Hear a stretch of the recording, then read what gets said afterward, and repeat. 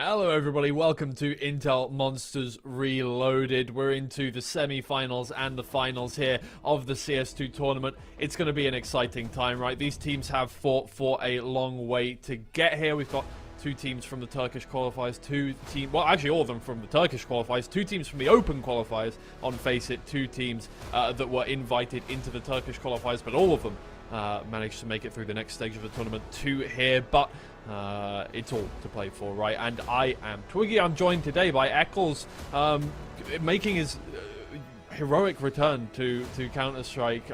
Maybe somebody will recognize him from Fnatic Academy. Yeah, back in the day, making the return to good old roots. It's been a long time since I've been involved in CS, but when you get given the opportunity, you cannot say no. Excited to get back in the swing of things today. Back with another Turkish full event here. Obviously, Open qualifier, the Turkish team's also taking down the Europeans. So, full Turkish event, and can't wait to see some amazing Counter-Strike today, Twiggy. Yeah, should be really exciting. I mean, I'm looking forward to just getting into the first maps. Our first game is MISA versus GANK, and I mean, it should be a good time, right? I need to check once again who made it through the Open qualifiers and who made it through the Turkish qualifiers, because of course all of them come from the Turkish qualifiers. There were several regions that were invited to the tournament. However, all of the Turkish teams won to get to this stage, so we are left with them remaining. And hey, I guess it's a Turkish event. Turkish teams came out on top. Yeah, we always know the Turkish teams for being so mechanically gifted, especially in Counter-Strike. I remember when I was playing back in my day, I was holding B-Apps on Mirage, and I just have people from Fireflux shift walking through the smoke, ripping my head off. So they are so mechanically gifted, and using that obviously in the Open qualifier, beating out the other teams. But for the first game today, interesting to see MISA Itamanis versus GANK ESPORTS. Both of them banning Ancient yesterday, and both of them picking Dust 2. So a bit of a target ban situation coming in. Well, today we have MISA Itemsatis, sorry. MISA Itemsatis picking Train. Yesterday they banned it versus Washington. Bit of a target pick coming here potentially, because GANK ESPORTS left Train hanging towards the end. So obviously not looking too confident on that map. Whereas for GANK ESPORTS, they're going to pick the standard Dust 2 that both teams do enjoy. So that's going to be an interesting little bit of a dynamic here. So I think that's something to really take into account, like how much preparation goes into these times events, how confident you see these teams on different maps, and like the little bit of strategy going in there by allowing you to not even pick your own comfort map because you know the other team is going to do that. So get a little bit of an edge there by going on to one of their weaker picks straight away. All right, well, there has been a connection issue for some of the players in getting into the server, so we will take a quick break before we get started with things. Apologies for that. We'll be right back, guys.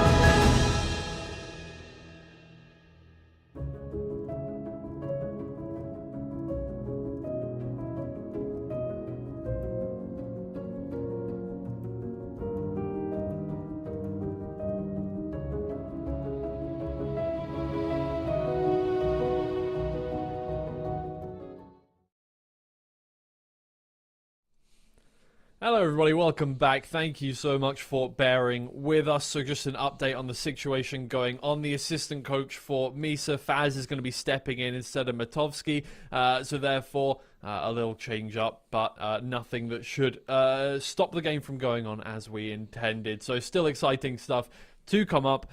MISA versus GANK. MISA with the little change to their roster, but we should get things going very shortly. Yeah, always interesting when a new player comes into a roster, and it's something where, as the rest of the players, they kind of have that free hit now. You're not really expecting too much. You know, you have an assistant coach coming into play, and I don't know Faz's background, right? Maybe he's an absolute demon in the server, but I'm not too sure. But it's going to enable the rest of his players to want to step maybe that bit of freedom now. They're not expected to win. They have that mental side of advantage. So it's going to be interesting to see how GANK potentially deal with this type of situation where now if they get put on the back foot early, MISA gets some kind of momentum, then GANK, it might look a little bit shaky. They might have to call up their assistant coach and get in the server as well. Yeah, of course, GANK were the only team that actually lost a map in the quarterfinals out of the 4 that are here right now. So maybe they're going to be, you know, very thankful that they get a slightly different, maybe MISA, but maybe a slightly hamstrings. You don't know. We obviously don't know how Faz is going to play in the server. We don't know much about the rosters overall, apart from, you know, what they like to play, what they have been picking, and their performances in the quarterfinals and beyond that into the qualifiers of the event. So I am excited to see if that will work out. We'll keep an eye on Faz over the course of this whole well, semi-finals and the finals, maybe, if they do get to that one. But I'm sure GANK will be hopeful that will make a change for them. Yeah, well, I'll say GANK Esports has the best head coach name. Have you seen what it is, Twiggy? It is W. Eccles. So, you know, I really respect this guy. I'm a GANK fan for this game. I might have a little bit of bias, so they know what they're doing. They know how to appeal to the casters. Yeah. So that should be quite fun. They do have their assistant coach as well, Denny Xant. So, like I said, if they need that assistant coach buff, if we see MISA running away with it, he can come in. But we can cast our attention to yesterday. Like we said, GANK Esports, the only team needing that third map to get it done. Interestingly enough, they smashed Dust2, winning 13-4 versus SSP CS2. But then losing Nuke 16-13, going to overtime, some traditional CS scoreline there. But then dominant once again, coming back on the third map on Inferno, 13-5 victory. So this kind of maybe insinuates a bit of they got a bit, you know, caught lacking on their heels. Yeah. Maybe they thought it was going to be a little bit too easy. 13-4 win on Dust2 comes out. They're not thinking, oh, this is going to be a challenge. Maybe, you know, they get caught lacking, as the kids say these days. So then get surprised. The team actually turns up and then they dial back in again. Coaches keep them, you know, on their feet, on their toes. Like, guys, we still have a game to play here, so get their focus back, and they beat it out 13-5. Whereas MISA, both their games pretty easy, 13-7 versus Washington on Dust 2, 13-6 on Nuke. Pretty clean from them today, so going to see how this assistant coach coming into play disrupts their performance today. Yeah, maybe that's part of the reason GANK went for the ban on Nuke to start things off this time around. Obviously losing it, you know, it's the one map they didn't absolutely smash out of the park in their quarterfinal game, and I mean, I assume that both teams probably went into the ban thinking, well, the others don't like Ancient, therefore we don't need to waste a ban on it, and that's probably why Nuke was the first one banned by GANK. So I think GANK will probably be feeling quite good coming into this one, knowing that, you know, they have very similar map pools, and therefore they don't need to waste bans on maps that they both don't like and won't pick either way. Therefore, they can just get rid of the one that gave them any trouble yesterday, of course. That's not GANK. Oh! That's a curveball. Is it the GANK players? No. Well, that's an unexpected twist. You never know what to expect at Intel Monsters Reloaded. Thrown a little bit of a curveball there. We have Footballers versus MISA. Okay, it's a hard issue. It's a hard issue. GANK, it is GANK, okay. We're fine. Technical difficulty. We're all good. I think we can work with this, right? Wait, actually, yeah, it's the other way around as well. MISA is on the right side with the black names. I've just realized too. Okay, this is fine. Yeah, we can work with this. We can work with this. So, MISA on the attack right now, and they will get things started by entering onto site. But the defense coming through very nicely. Yeah, nice little B hit coming here. Defense look to mop it up. Faz stuck in the corner. Nice little one tap from Swisha. Bit confusing there to start, but we get there in the end. Nice little attempt from MISA. B hit, but the defense of GANK holding strong. This is so confusing, Twiggy. It's all good. We've got a timeout now. We'll see what the other guys need here on this one. But yeah, for GANK, it's a good first round, obviously. It seemed like MISA just kind of ran into them, hoping for something. We might have a disconnect, actually, from M-Star. That might be the reason for the pause at the moment. That is a technical timeout. Learning some Turkish there. Teknik Mola. Maybe they need to get the head coach in. Head coach in. Double coach standing. You know, I respect at that point if they come in and play that. So, yeah, who knows? Fingers crossed M-Star can get connected back up. But there we are. There we are. GANK, nice little buy here. 4 M4s coming in. 1 MP9 on Sizik. Not too shabby for them. Good economy. Not losing a single player, I think. No Zemnik? No, Zemnik went down. Oh, two went down. Never mind. I'm waffling. Well, too much chaos going on. Yeah, it was a very quick pistol round. Not too surprised by that, but it's getting aggressive here in mid on the buy round. Try and make sure MISA don't get away with anything too easy here on their eco. Yeah, force buy coming in from MISA here. Looks like they gotta try and make something happen. Zemzik up close. Flashbang's going to be coming through here. Popping out main.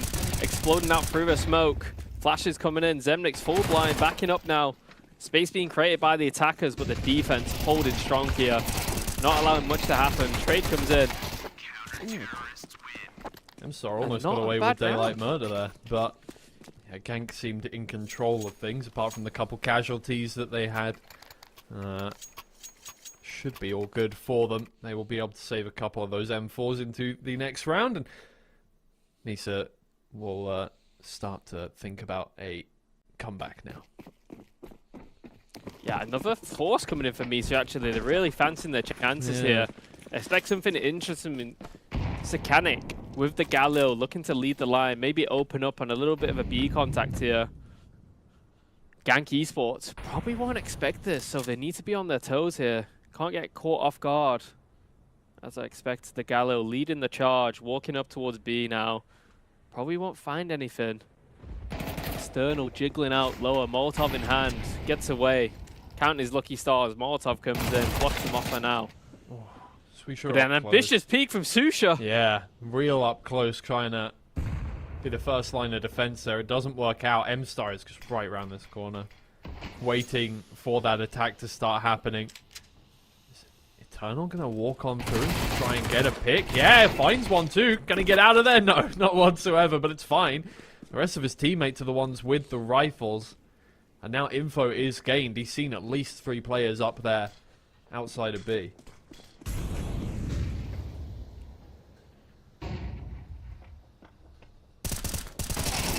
Went down lower. Sizik tries to pick some off. Ooh. Nade coming in to catch him in the corner. Zemsik trying to get something done here. Takes down M-Star. Bomb's going down. Teammate's not able to help him. He has a quiet time in here. Shanik is able to get in there with that first. So it is now all up to quality. Plenty of time to work with right now. He's got to find both of these players to get things going. They've got a nice crossfire, and Chanik will get that first kill. Get it done. MISA managed to convert that buy-up once again. Great gamble there for MISA. I think really paying off GANK Esports. Taking a lot of aggressive 1v1s versus the presumed eco, I guess, there. Peeking upper. Shusha giving away the entry, as well with the player in lower running through the smoke. Desperate times with desperate measures. They forced the situation. Did not pay off. Great nade combination coming in. Shusha gets taken down straight away. Great start again from MISA. Really doing work here with the assistant coach in the server. For sure. GANK staging a little buy once again. May lose out on that economy. Couple, well, not a couple of SMGs, only one SMG. Nice boost coming through though. Yeah, oh, but Eternal manages to see him before he can react to that one. He's spraying down into the smoke, can't quite find a kill off the back of it, but a little bit stopping power maybe, holding down the mid area of the map now. Yeah, gets caught lacking from Ivy. He's taking out the space. Good spray. Coming in Eternal. Missing his shots. Gets Faz, but not able to take it down. Sizik in an unexpected position now. 1 versus 2. Gets taken down by M-Star.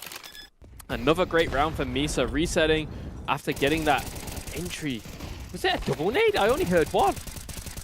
Yeah, I could have sworn so as well, but either way, MISA back into the swing of things. It's exactly what they need. I think a little bit of confidence to start off the map when you do have your assistant coach in that 4th slot is a nice thing to get going, because, you know, if you start losing round after round, it's just going to feel like it was over before it got started. That's aggressive from Eternal. He pays the price for it. Yeah, lots of aggressions coming out here from the CT side. Getting punished. MISA well aware of it. But eco round here, you understand why they're doing it on this round. Maybe not so much in the past. Quality stuck backside. Needs to show some quality here. Does not. Gets taken down. Zemnik with the Zeus in the smoke. Not making anything happen. A flawless round for MISA. And for them, they must be delighted with the start to the half Twiggy. Yeah, really. So I think the ability to get back onto the front foot after those first couple of rounds and investing heavily into the rounds afterwards, it's definitely going to be a confidence booster for them. We just need to keep up that momentum. Obviously, things incredibly fast-paced and can't let it run away from you. GANK Esports, right now, having a bit of trouble. Just getting on the front foot here. Quality's able to find 2, though. Great trades. It's exactly what they need.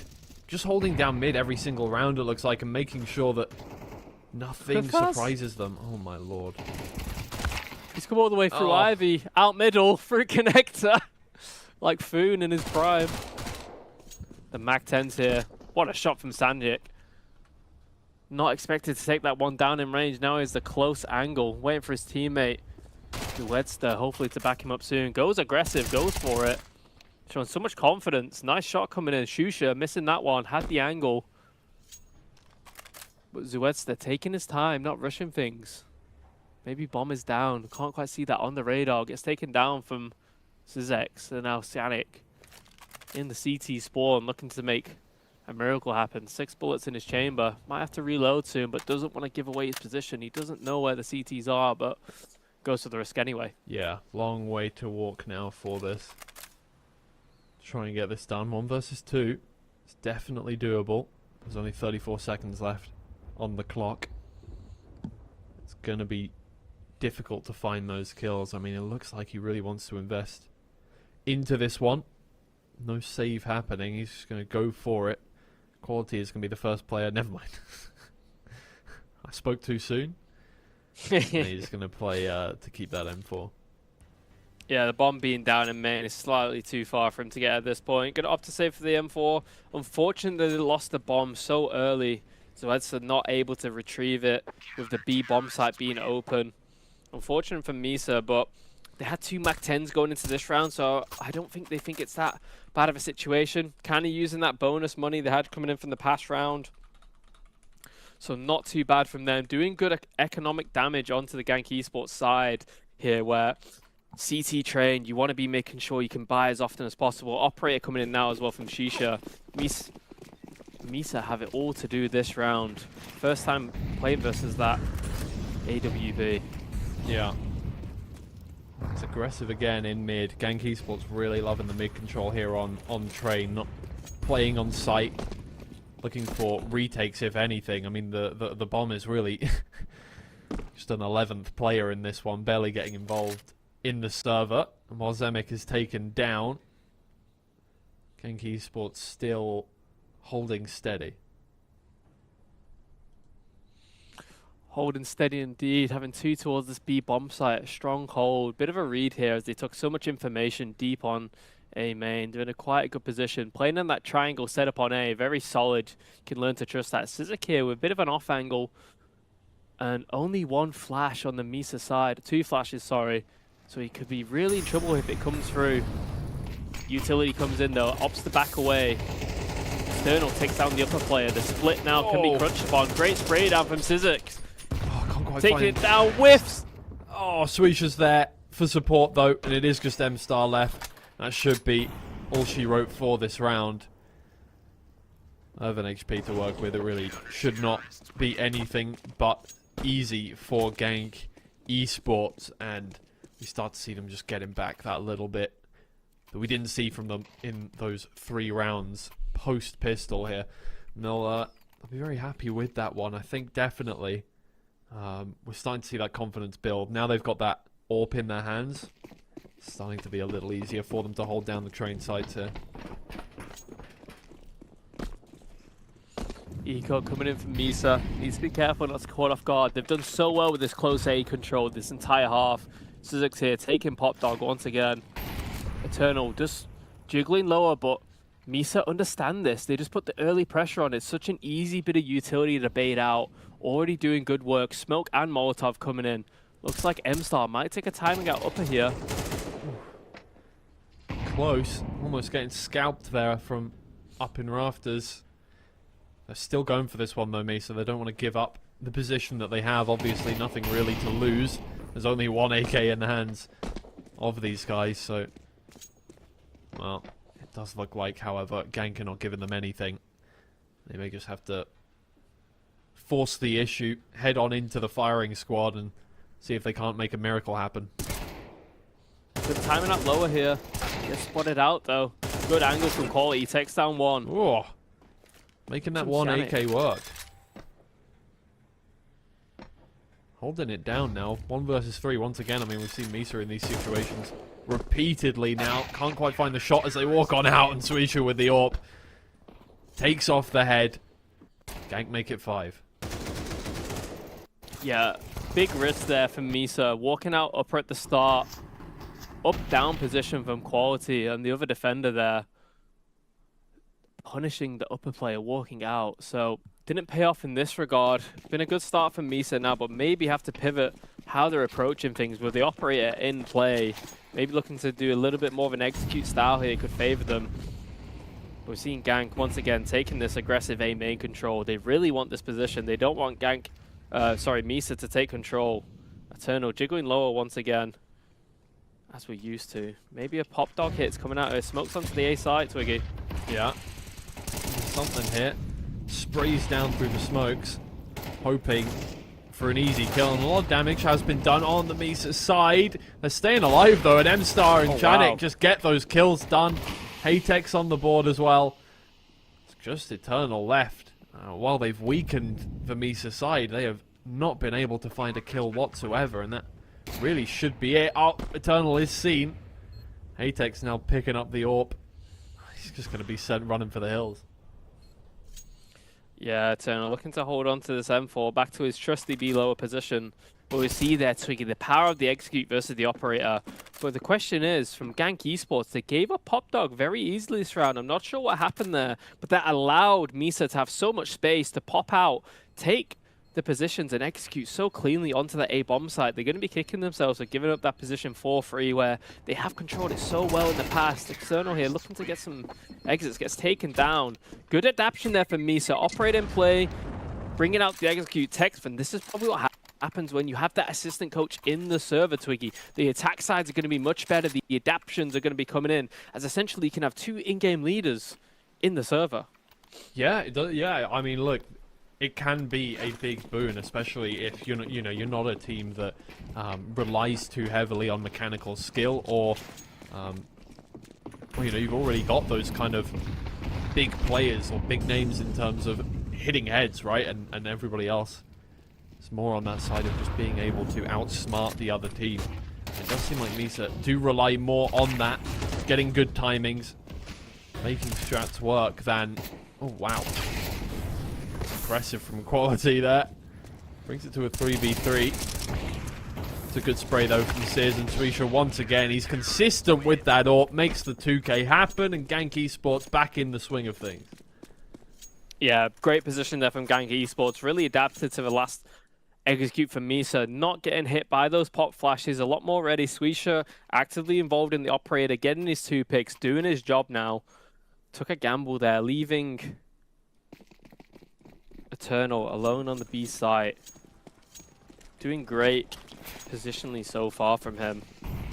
Looks like aggressive control once again coming in. Syzex has that MP9. Players are out. He is full blind, spraying for the smoke, hoping to get something to happen, but thinks better of it. Really looking for something again here, Swisha. He's done so much work holding down every site angle with the AWP here. I'm left to wonder if he will bring that out on the attacking half as well, because if so, really could be looking at a force to be reckoned with. Eternal and Zemix keeping them at bay now.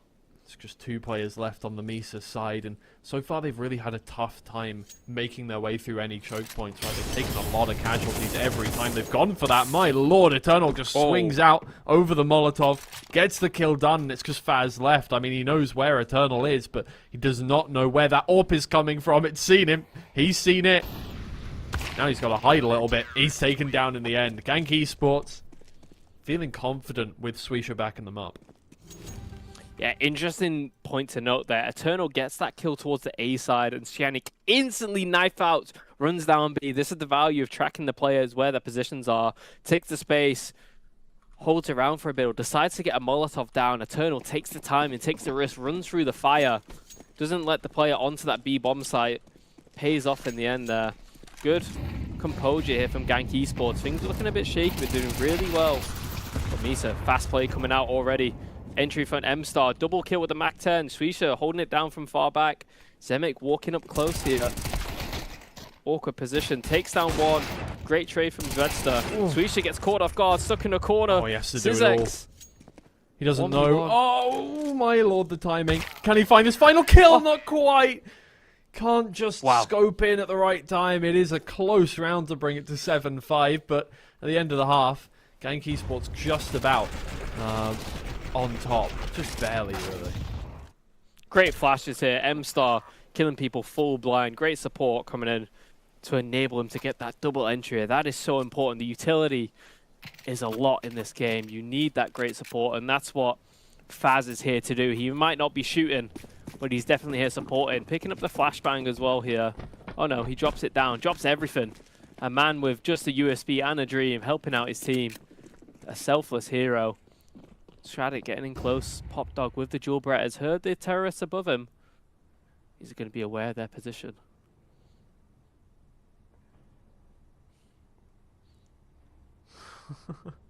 A war of attrition here. Nobody wants to make the first move here on this pistol round. They go out. First Molotov, and that's going to send them running for the hills now. The MISA players sent reeling. Quality finds the first. Might just be, oh my lord, all she wrote for this round already. GANK Esports making that attacking pistol work nicely. I think you can see these guys, feel comfortable when they're making up the strats. Great shot. 3K from Eternal to end things off, but that is absolutely wonderful. I like the way these guys play with time. Yeah, very big standoff there, like the wild old west. But then Eternal, things get into action. Great 3K there, showing that Turkish aim talent that we know and love to see. Nice shots from them. GANK Esports winning the pistol and now really potentially taking full momentum into this game.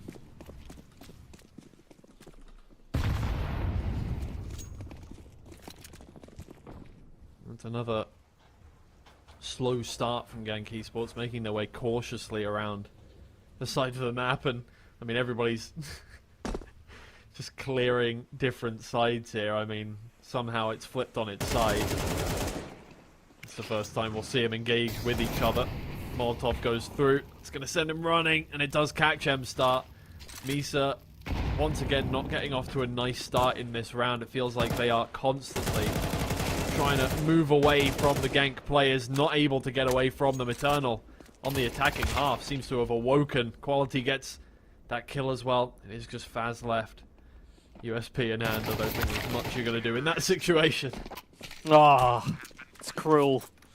Eternal sniffing him out, cleaning up on the eco round, doing big work there for his team, just making sure things don't go south. Good utility coming in here. Takes down M-Star, not able to get out. Composure onto the CT angle there, taking them out. 9-5 for GANK Esports. Faz, okay, he only had a USP there. I was a bit worried for a second. Picks up the M4 now. GANK Esports fully in charge at the moment.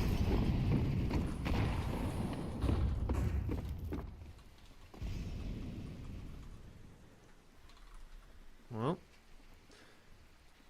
this is a really different look to the attacking side here from GANK Esports. They're playing it so differently.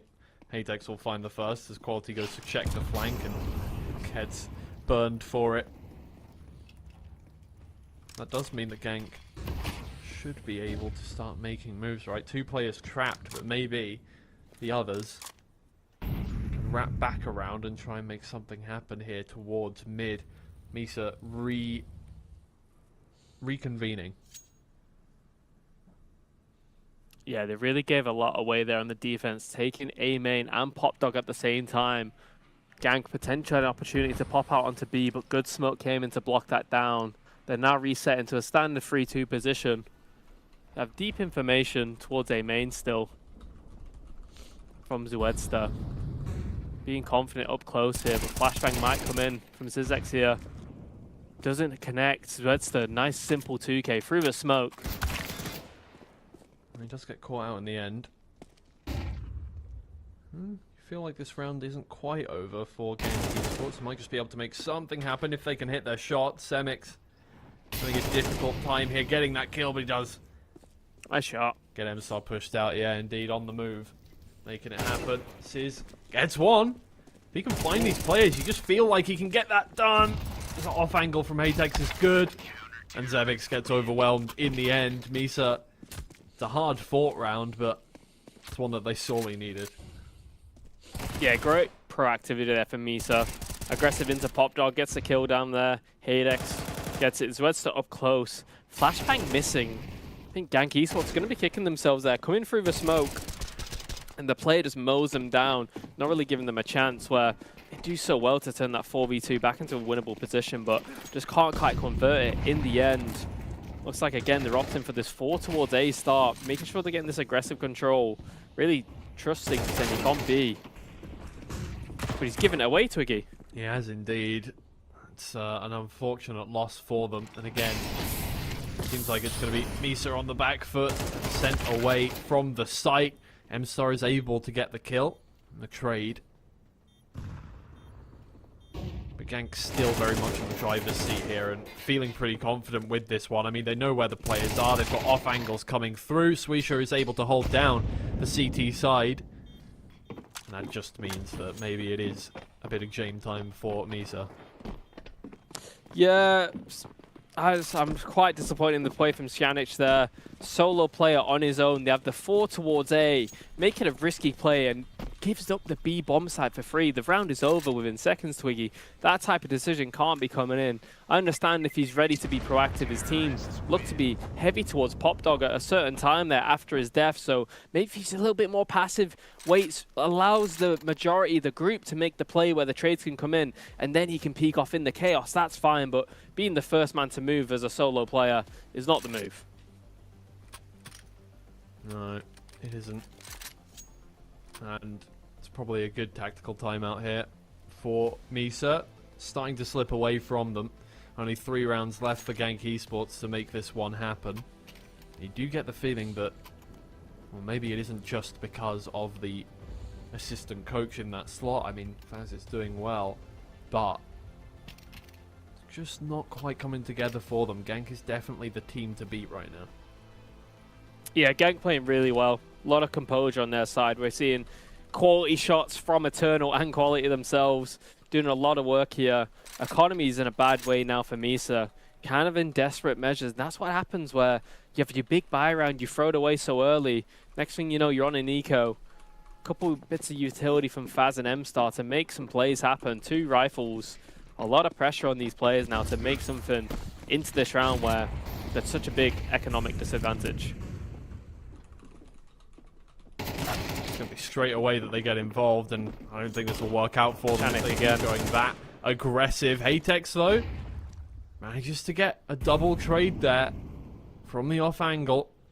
It could work out well for MISA, but they need to hit their shots, and that's not quite happening for them. 2 players left, and the warning shots go down, but it is just a 5-7 and a USP left in their hands, and that's not going to do much damage against these guys. GANK are hitting the heads.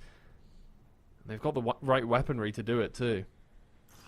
Yeah, taking range here, readjusting, going at upper. They notice Faz on that USB. Don't need to go close and give him any chance. Just use the range.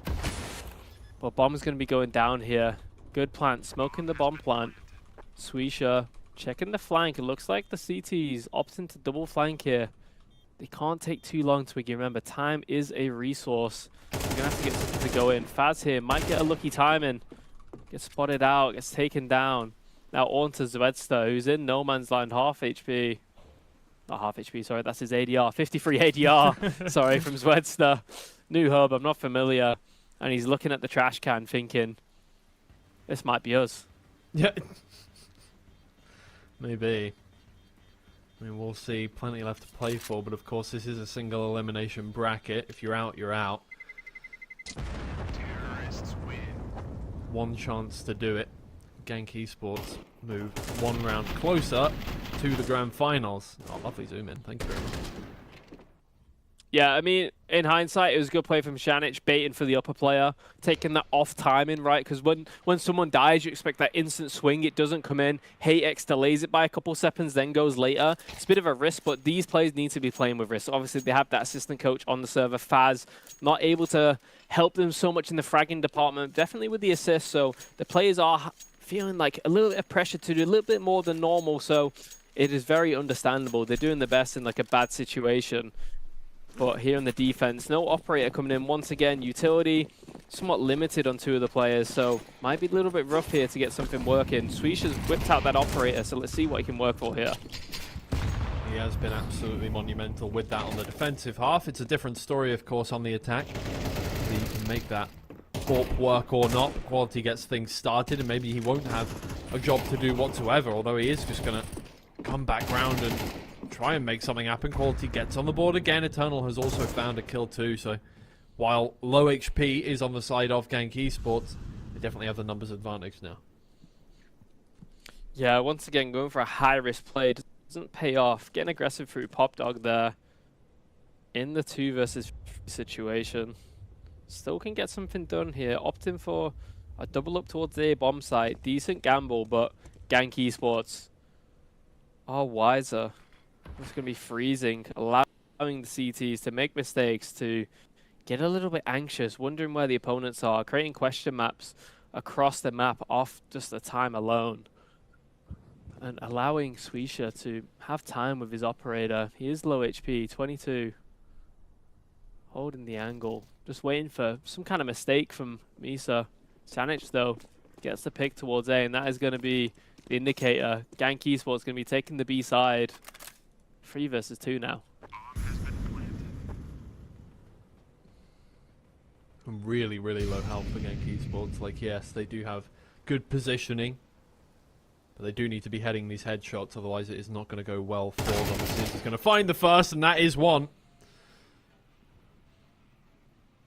No information really, other than speculation for Chanik on how much damage has been done here. Swisha, he knows. Smelt him out. Yeah. Across the map. Could have gone for a little cheeky warbang, but not to come in. About Chanik? I'm sure he smells lovely. Well, he's in showers, Yeah. so he does smell lovely. Yeah. Yeah. He's getting squeaky clean in there. But has that AK for this potential final round? See if he can make something happen. 15-2. Sanic, one of the best fraggers on this MISA side, has that powerful rifle. I'd just like him to play a little bit more standard Twiggy. I think that they're forcing the issue a little bit too much, where things can quickly go wrong and you're in a position at the round where it's almost winnable. So a little bit more standard play. I get that they have the coach. I get that they're under the pressure, but constant aggression on train, a map like this where the defense is just so strong, is a big gamble. And so far, it's not paid off. Yeah, no, I do feel that way as well. It has just felt like GANK eSports just have that upper hand when it comes to mechanical skill. They're hitting their shots a little bit quicker. Maybe towards the start of the map, it felt like MISA were kind of in that driver's seat, but GANK have really warmed up into things, especially when they've got those AKs in their hands. And Swisha has just been such an anchor for the team as well, making sure that nothing goes awry for them. AWP in hand. Looks like it might all be over already. I mean, look how tentative this team is being. Spaz went down to the molly. Well, it is just Chanik left. He's not quite finding their head. It's going to be GANK eSports to take the first map, and it's a relatively dominant fashion to get things started off. 13-6 is about as good as you can hope for, and I feel like GANK definitely feeling confident with the state of the MISA team now. Yeah, GANK had a little bit of a shaky start there. MISA doing very well. Some good executes, good early adaptions coming in, getting them 6 quick rounds, but then GANK obviously showing their quality over the entire half. Swisha going big with that operator and just kind of having that passive style, allowing MISA to make those mistakes. They feel under pressure. They have the assistant coach on the server. The players want to make things happen. GANK realized this and punishing it every single time. Yeah, it's wonderful stuff to get things started. Of course, we still have maps to come up for this one, and while GANK will definitely be feeling confident, it is going to be Train up next. So it's an... sorry, it's not going to be Train up next. It's going to be Dust 2 up next. We just had Train. So still lots to go for them, and of course, I'm sure MISA will be feeling absolutely fine. But it is GANK's pick that is coming up next, so while I think both teams do have a very similar map pool, they should be feeling very confident coming into this one. We're ready for a break though, so I'm going to send you off to that. We will be back with the second map very shortly.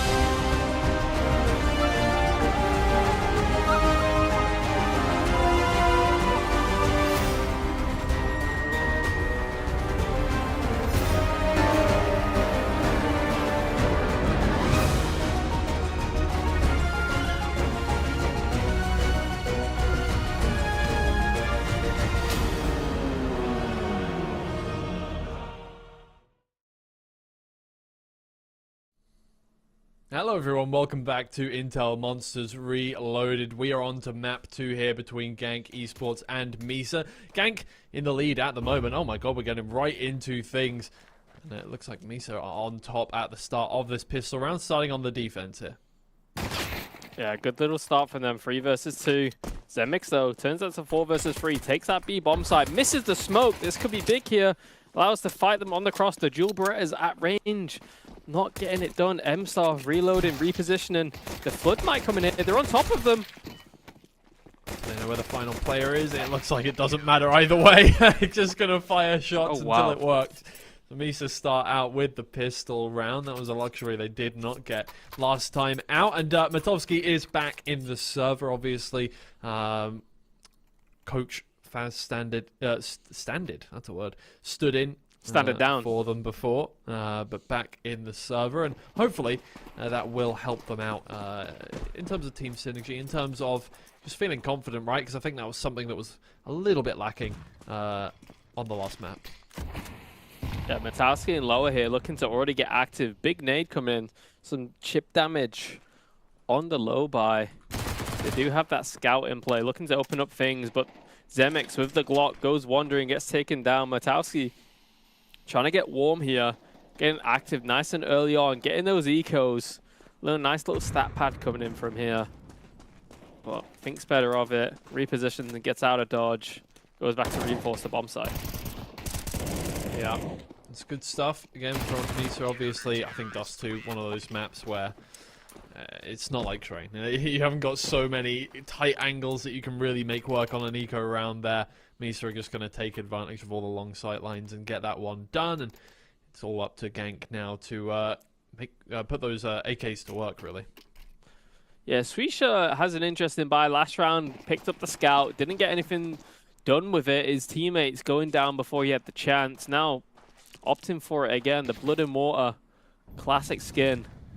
But the CTs, they've pushed up top mid. They're pushing him away. Lots of pressure coming in here. Can the team react out B? Looks like they're coming through the Molotov, taking the space. Shannon gets one. Done a great job here. Needs to stay alive now. 5 versus 4. Should be in for the retake. Wonderful start for GANK. Not needing to take out any players just yet, but it's all up to how they hold this one down here. And blinded up, that's going to be a little more difficult, but Zemix goes absolutely insane. Quality finds 2 as well. That should be just about it if they can hit their shots now. Wow. I mean, it's just leg shots coming through left, right, and center. Swisha maybe will be more effective once he gets an AWP in his hands, but the scout did okay there and picks up the AK to drop to a teammate, so all things worked out in the end for GANK Esports.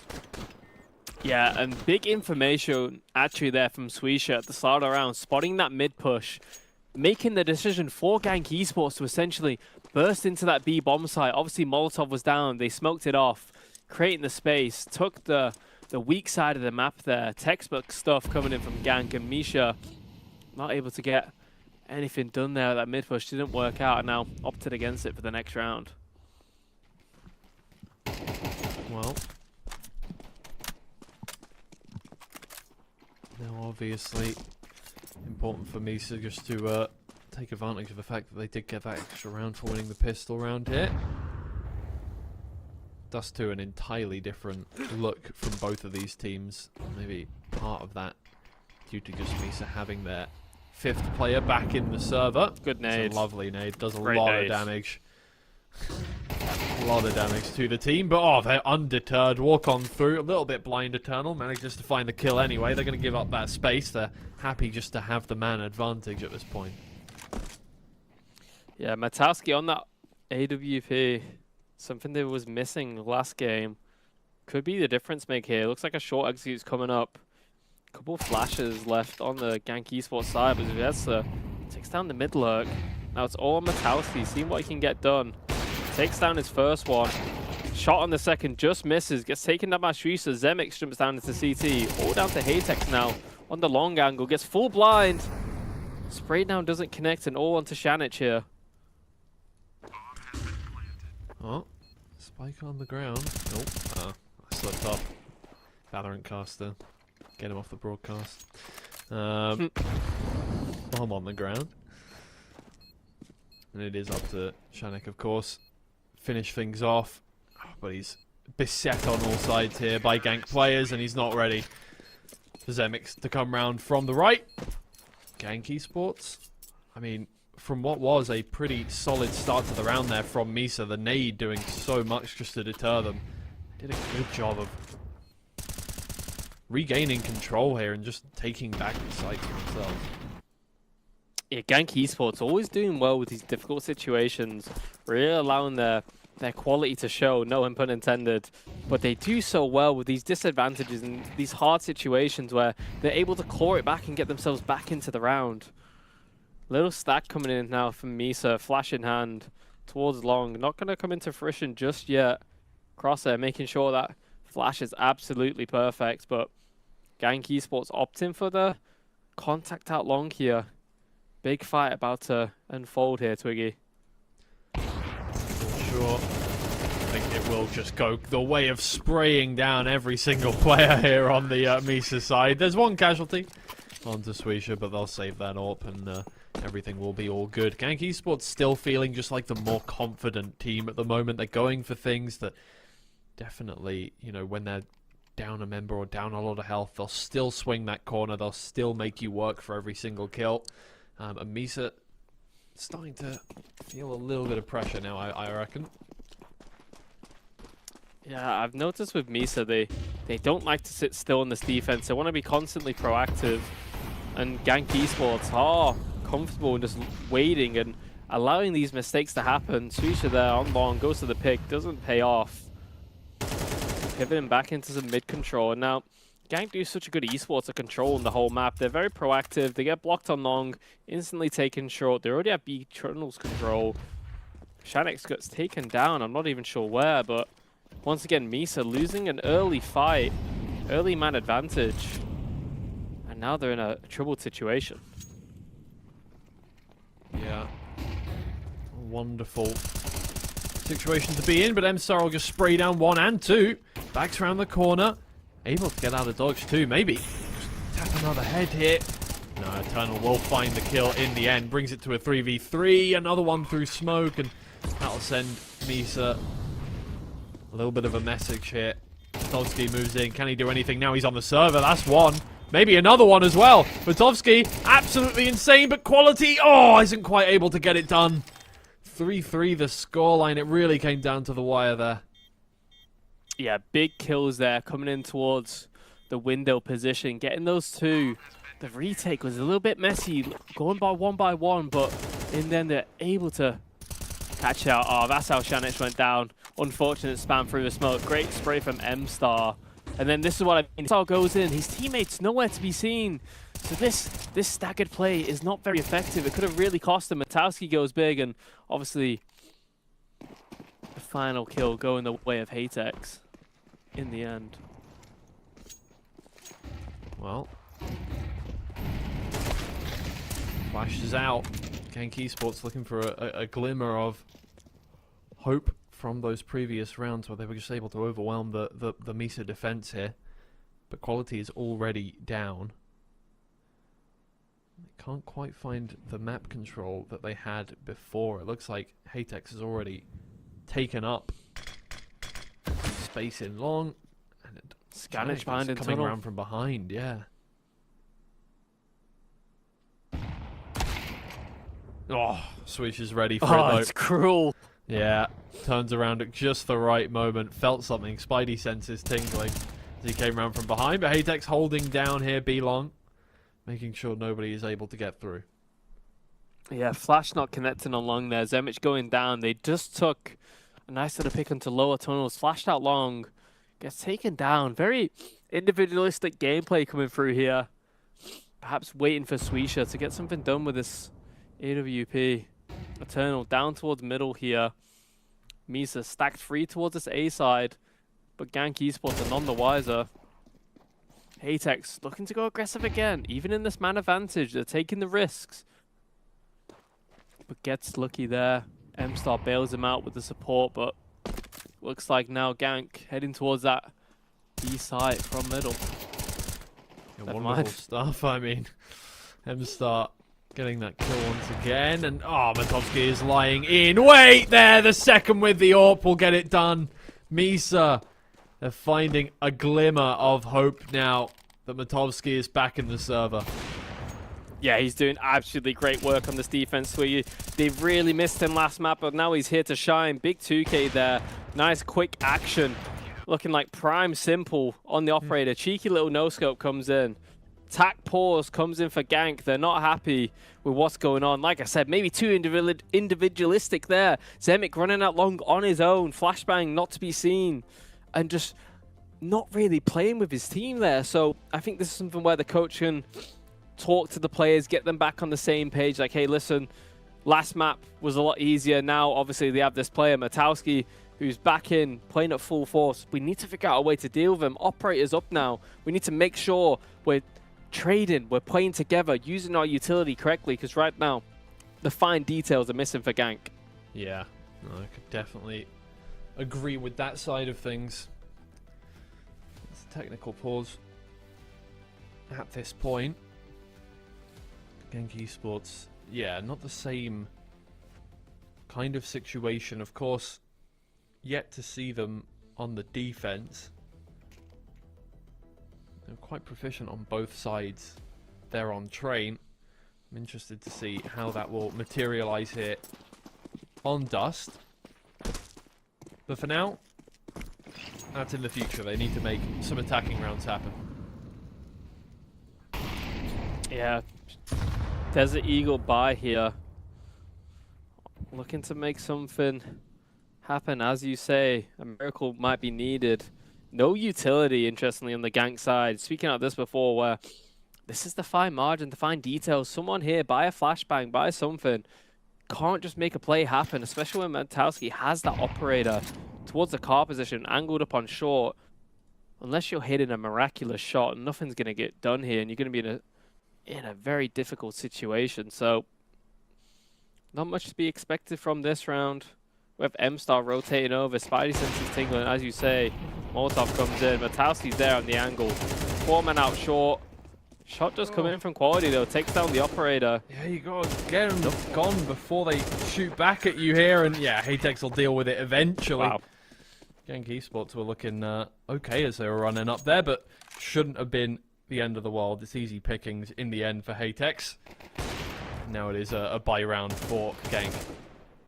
So that's what I mean though, they're doing it on hard mode, they hit the 2 raw shots. Nice clean up here from Hadex, but imagine they have that original flashbang. They push them off the angle, they're able to get into a better position right away. Fine margins here, but Zwedster getting aggressive once again, getting up middle. I love this when players start feeling it like this and taking aggressive space. Heavy utility coming out long, he feels like they're probably taking the position. Suisha was aware from it, but he gets the kill and gets out of dodge. He's on his own here. All 5 towards the A side from the defense. B is completely open, but GANK Esports none the wiser.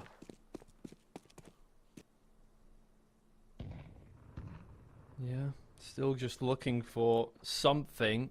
It's been a few rounds since they've really felt in control of the situation now. And MISA, as you can see, spreading across, just looking for information. They're not giving up anything in terms of where they're positioned. They don't need to. Not pressing too far up the map, holding on to the sides. Sizex looks like he's walking through the smoke. Took the time and on long here. Flash comes in from MISA though. Hatex gets blinded by it, not too sure. This could be incredible timing. Yeah, he's got to be punished for that, and he is very quickly. Oh, a little glimmer of GANK Esports coming through. Is caught. I think they're feeling confident now. Yeah, this is much better from MISA. They just walk on through and spray him down. It's what you need to be seeing, and they've got those 6 rounds that they need in the half. Yeah, such an aggressive team. As we see, Zetsa going up top middle. The early FUT coming into B. They really love this protocol. Every single time GANK Esports have an execute here, they're wanting to run through the smokes, run through window. They don't want to give them any time to set up into this post plant, and it's working so effectively. Try again here with the eco from GANK Esports.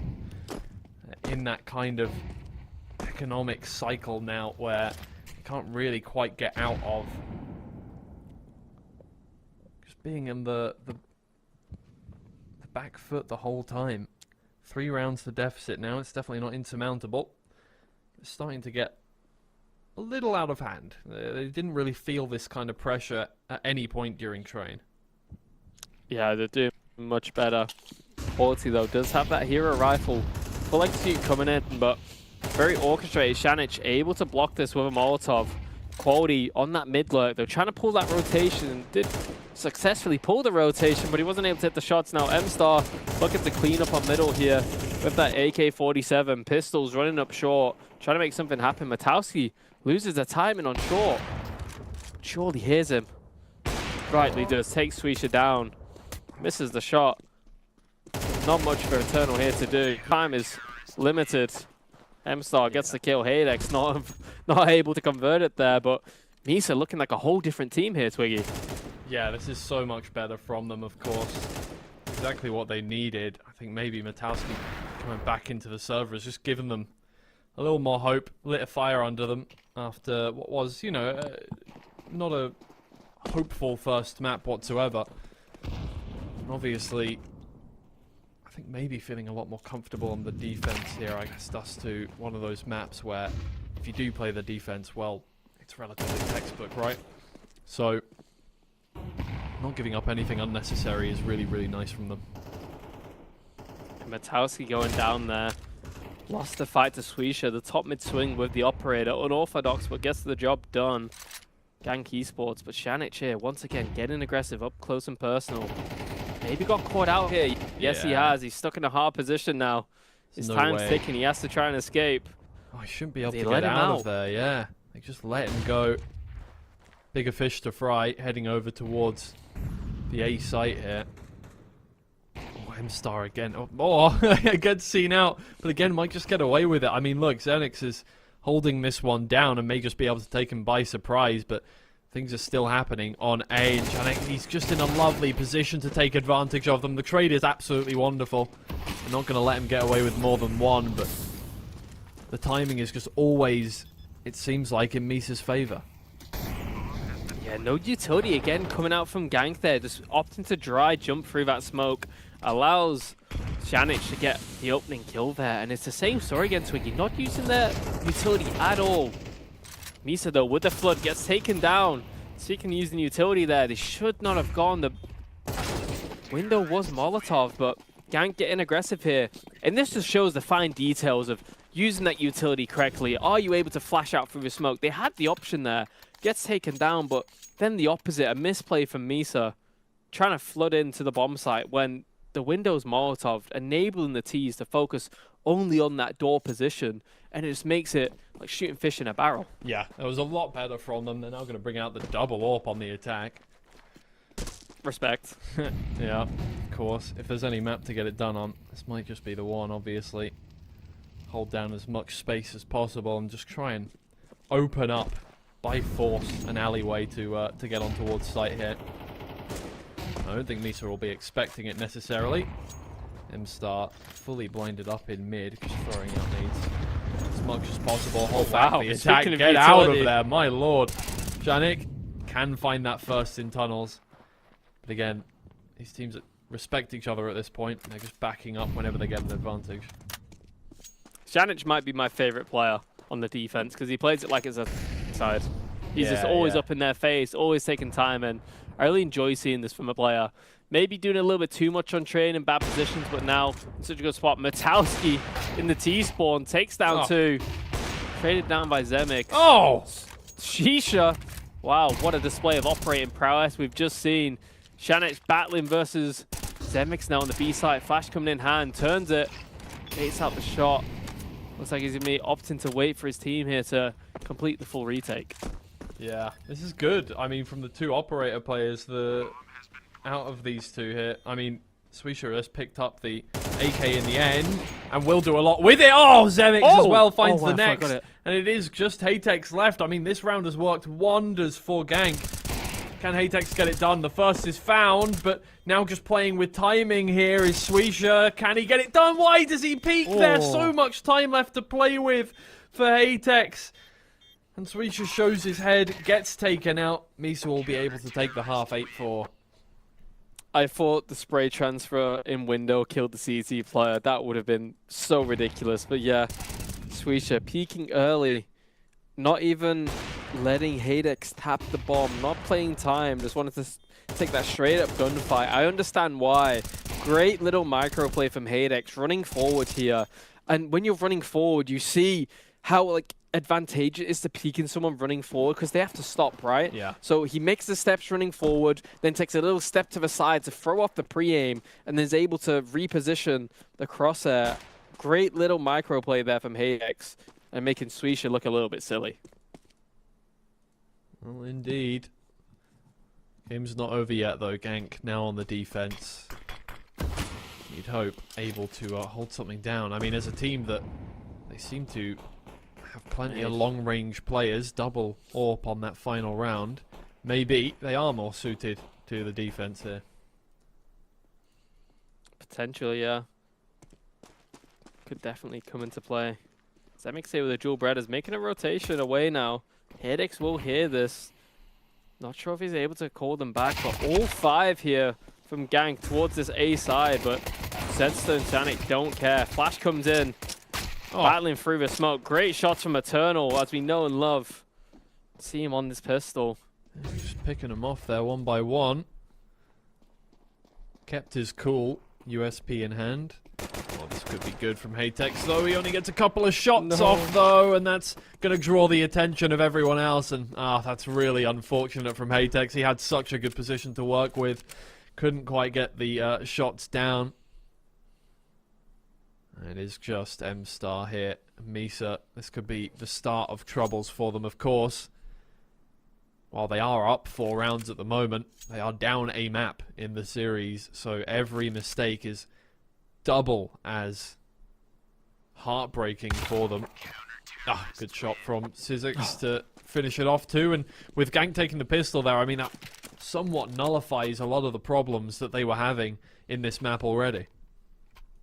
Yeah, and as we saw in train, their defense looked really, really effective. Obviously losing the pistol, they managed to get 8 rounds, so looking to get back on this defense here. The MP9s, we know that they love and enjoy getting up close range, presuming here on towards A-Long, with MISA once again going in for this force buy. Full Tech 9s across the board. Early smoke coming in. Looks like a bit of a B rush, but opt against it. The early utility denies them and opt to reconsider their options.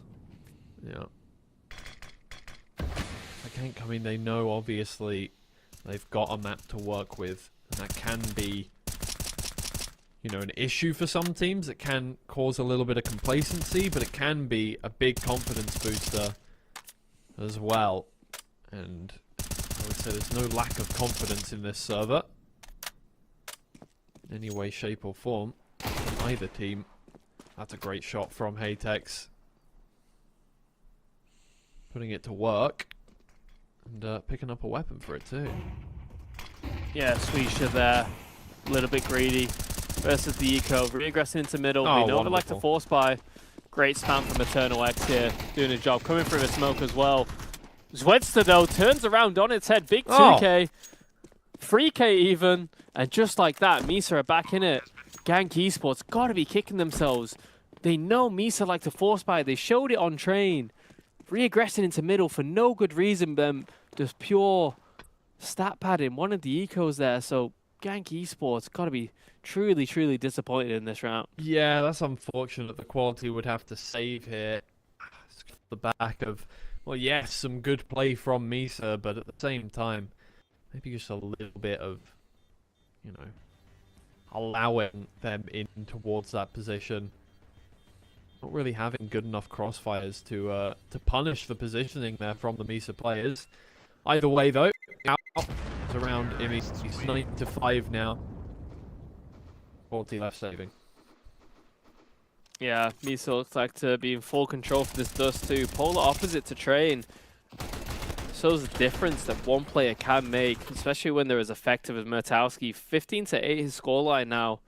So I'm picking up big numbers with that operator. Important kills, and now, even on the attack side, going so well.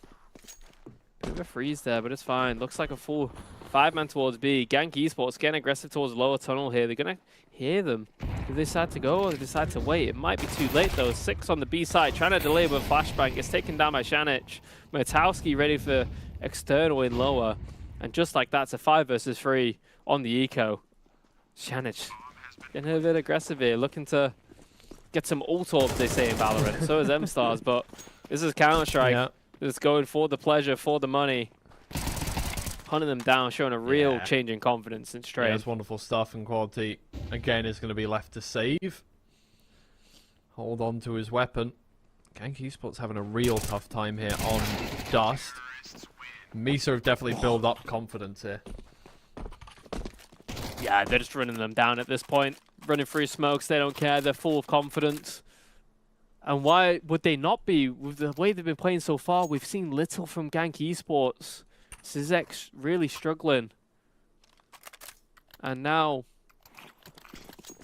don't forget, guys, to get that Xbox PC Game Pass. Oh, yeah. Oh, tech issues potentially on the server, I think. But I'm hearing the game live. Yeah. Big execute coming in on long here, potentially. Okay, I think it looks like we're going to be heading to a quick break as there may be some technical issues there. So, okay, we are going to go to a quick break. We'll be back with Map 2 very shortly. I hope you guys will stick with us for that.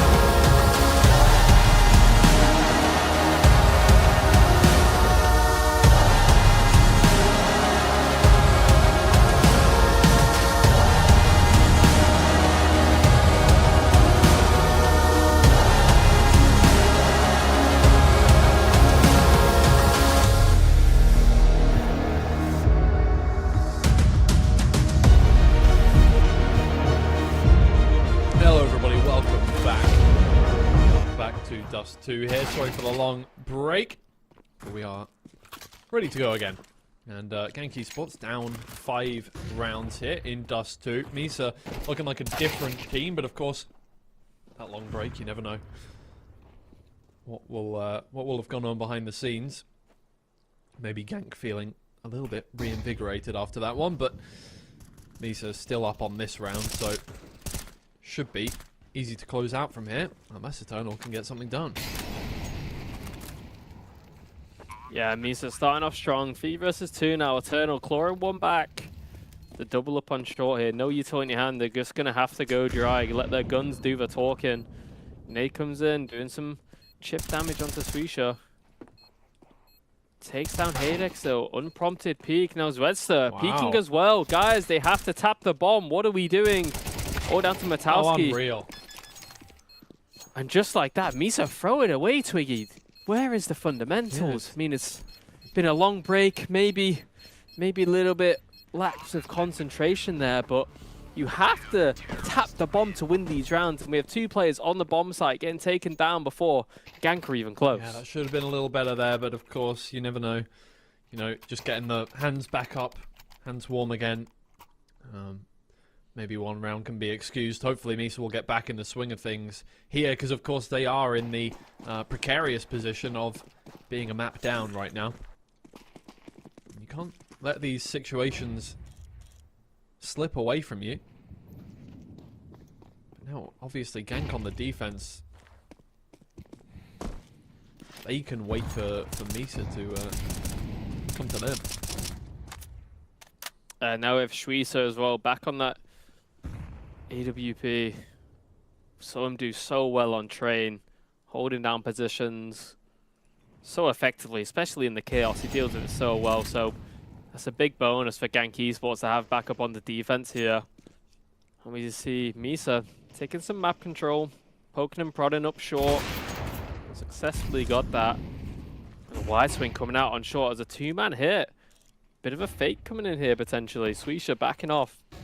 Utility force him away, but he goes for that repeak. Now MISA gripping up a little bit more towards short, but they're hesitant, Twiggy. Yeah, does seem that way. Changing their minds. Heading back over towards A through tunnel here. He's waiting for them. He gets the first one. Nade will go through eventually. Matowski does a good work, but there we go. Maybe a glimmer of hope there for MISA. They bring it to a 3v3. Throw down the smoke. They're being very cautious about this at this point. You really don't want to let it run away from you now. Swisha, though, we know how intense he has been on that AWP. Oh my god, just dropping in his quality. Can Swisha give him some backup? It does look like that is the case now. An offense on 2 angles as Zemix gets involved, and it's really good from GANK, overwhelming the forces of MISA. They are right back into things after that break. Yeah, GANK there with limited utility, using that flashbang perfectly to flood into the bomb site, not allowing MISA to set up, and we spoke about this before, Twiggy, from the opposite side. This fast flood into the B bomb site is crucial as teams get set up and ready. Counter utility can come in, crossfires are established, but not allowing the other team to breathe by GANK there is so effective. So now MISA back on a low by Hero, AK onto Shanich.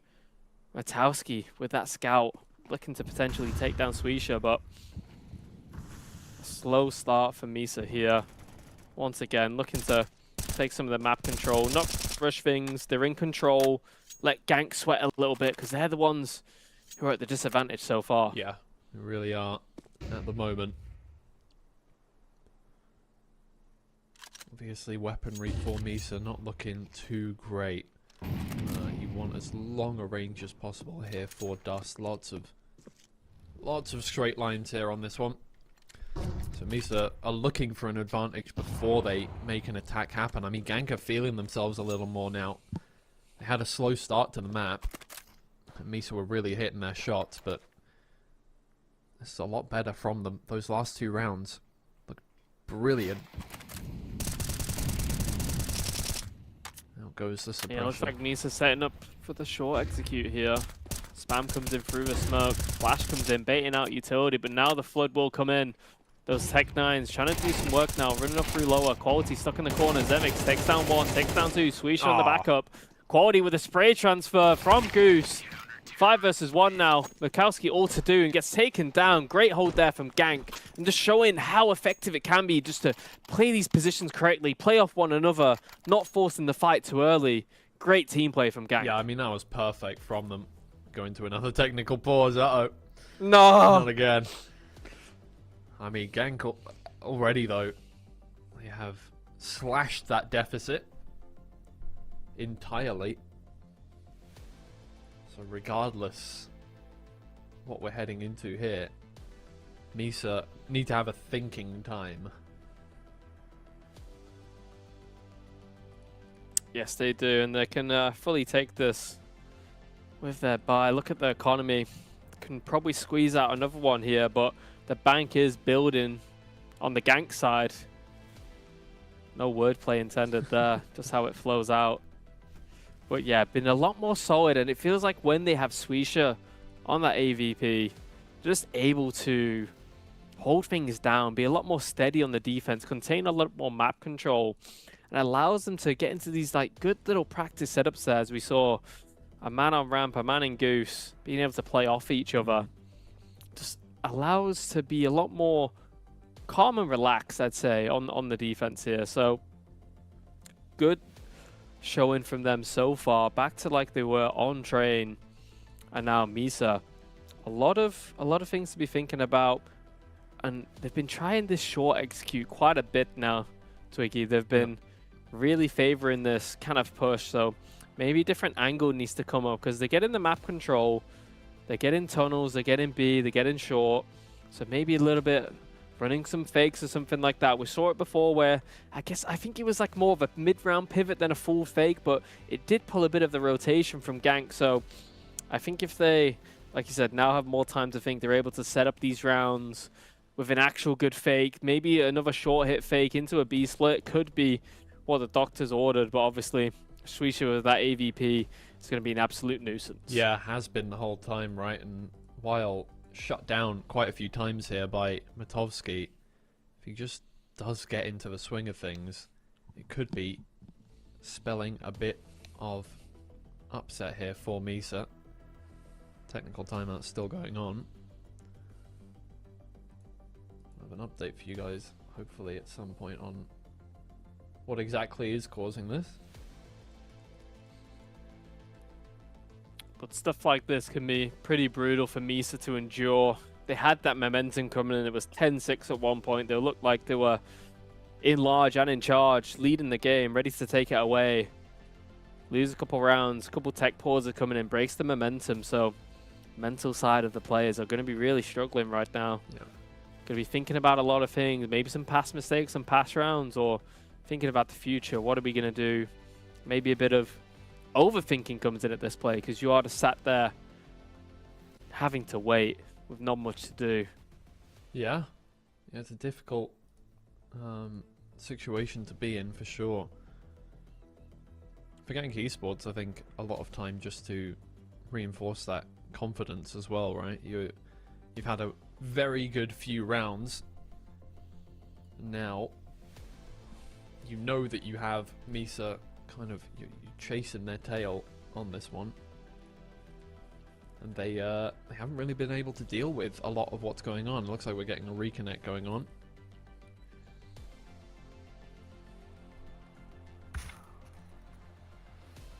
Maybe a couple. Oh, and another. Maybe a little PC restart. Yeah. Maybe things weren't feeling too hot. Opted to get the game feeling fresh again. And this could just be like a mindset thing for the players. Get the little restart, feel fresh, come back in. New game instance, new you. As they don't famously say, just made that up right now. But, you know, maybe it comes into play for the players. And if someone's having issues, maybe you feel like you're having issues, it spreads throughout the team. Get a few restarts coming in. Shanich back in the server already. Matowski hopefully following up soon. But we need to talk about the impact Matowski has had since coming back in. Obviously, the assistant coach standing in on train struggled quite a lot individually to get the frags, but was supporting very well. But to see the difference, Matowski leading the kills for MISA, being such a pivotal player for them on that AWP role, as well as looks like leading the charge very well. Yeah, I think so, right? heavier impact you can have in this kind of situation, the more exponential the difference becomes. What did you have for breakfast today? I had McDonald's breakfast, mate. Ah, I'm waking up 6 a.m. You know, that's so fair. Yep. would be rude not to. I did make the mistake of getting. So here in America, where I'm at the moment, they have iced coffee, or you can get an iced latte, and the iced coffee is $2 cheaper Whoa. than the iced latte. But I thought I'd try it, Yep.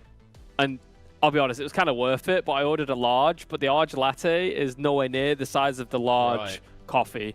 That thing yesterday was like 1 liter big, so I was fueled up for the whole day. So maybe a little less caffeine in me today, but it's so good here, the food in America. I can't tell you about it. Yeah, you know what? That enough. is. I'm jealous. I am jealous because I look at videos of, like, you know, Texas barbecue and just fast food in general over there. I'm just like, damn. Like, it's cheaper and it's more. It just looks better quality. You know, it is what it is. Look, this is why I'm a good cook, because I can't. Yeah. I don't wanna deal with the food choices here in the UK, but you know. Pretty bland. Yeah, exactly. Gotta Look, even branch out. when you are, you know, even when you're going for a takeaway here, it's still, you know, you just know it's a crude imitation, right? That's Yeah, it's not the not a OG. real thing. But here, no, we have that real meat, that real hamburger. Don't. I'll start getting hungry already. It's That's same. I feel in my stomach, but I will tell you, went to a Texas barbecue place in Dallas, and it was delightful. I'll tell you that for my free. God. I've never had better food. Even the baked beans were like a 10 out of 10. Oh man, I would Buttery corn on the give cob. my left leg to try some Texas barbecue brisket, man. There's so good. People are lining up at the door for hours outside, pitching tents, ready to get in. Damn. I can't That's when imagine you know it's anyone good. being that enthusiastic over food here in the UK. I just No. can't. No, Never I feel like they happened. get jeered in the streets. Yeah, maybe. Like, what are you playing at, You mate? can't Oh, I'm park waiting there, for- sir. Waiting for the fish and chip shop open, mate. Oh yeah, for sure. That's the one. Still going. Well, I can tell you, the Americans don't like the idea of British baked beans. No, yeah. Because here they have like more of like Mexican refried beans style, not like the tomato sauce Heinz beans that we're all accustomed to.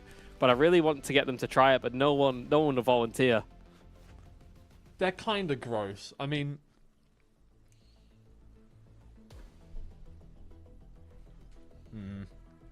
I don't know. I'm definitely not a fan. I love them. Yeah, I love them, me. fair enough. Grew up on them in Burnley. Beans on toast was a staple in my diet, as you could. Are you trying to say that I grew up different in the South? I didn't have to go through the tough times of beans on toast. No. You've not been to Burnley, mate. I can tell you that for free. No, I haven't. You're right. I haven't been to Burnley. Absolutely not. Not many people do. Who is setting off fireworks on the 8th of November? I mean, to be fair, if you've got some left over, you might as well. Maybe. Yeah.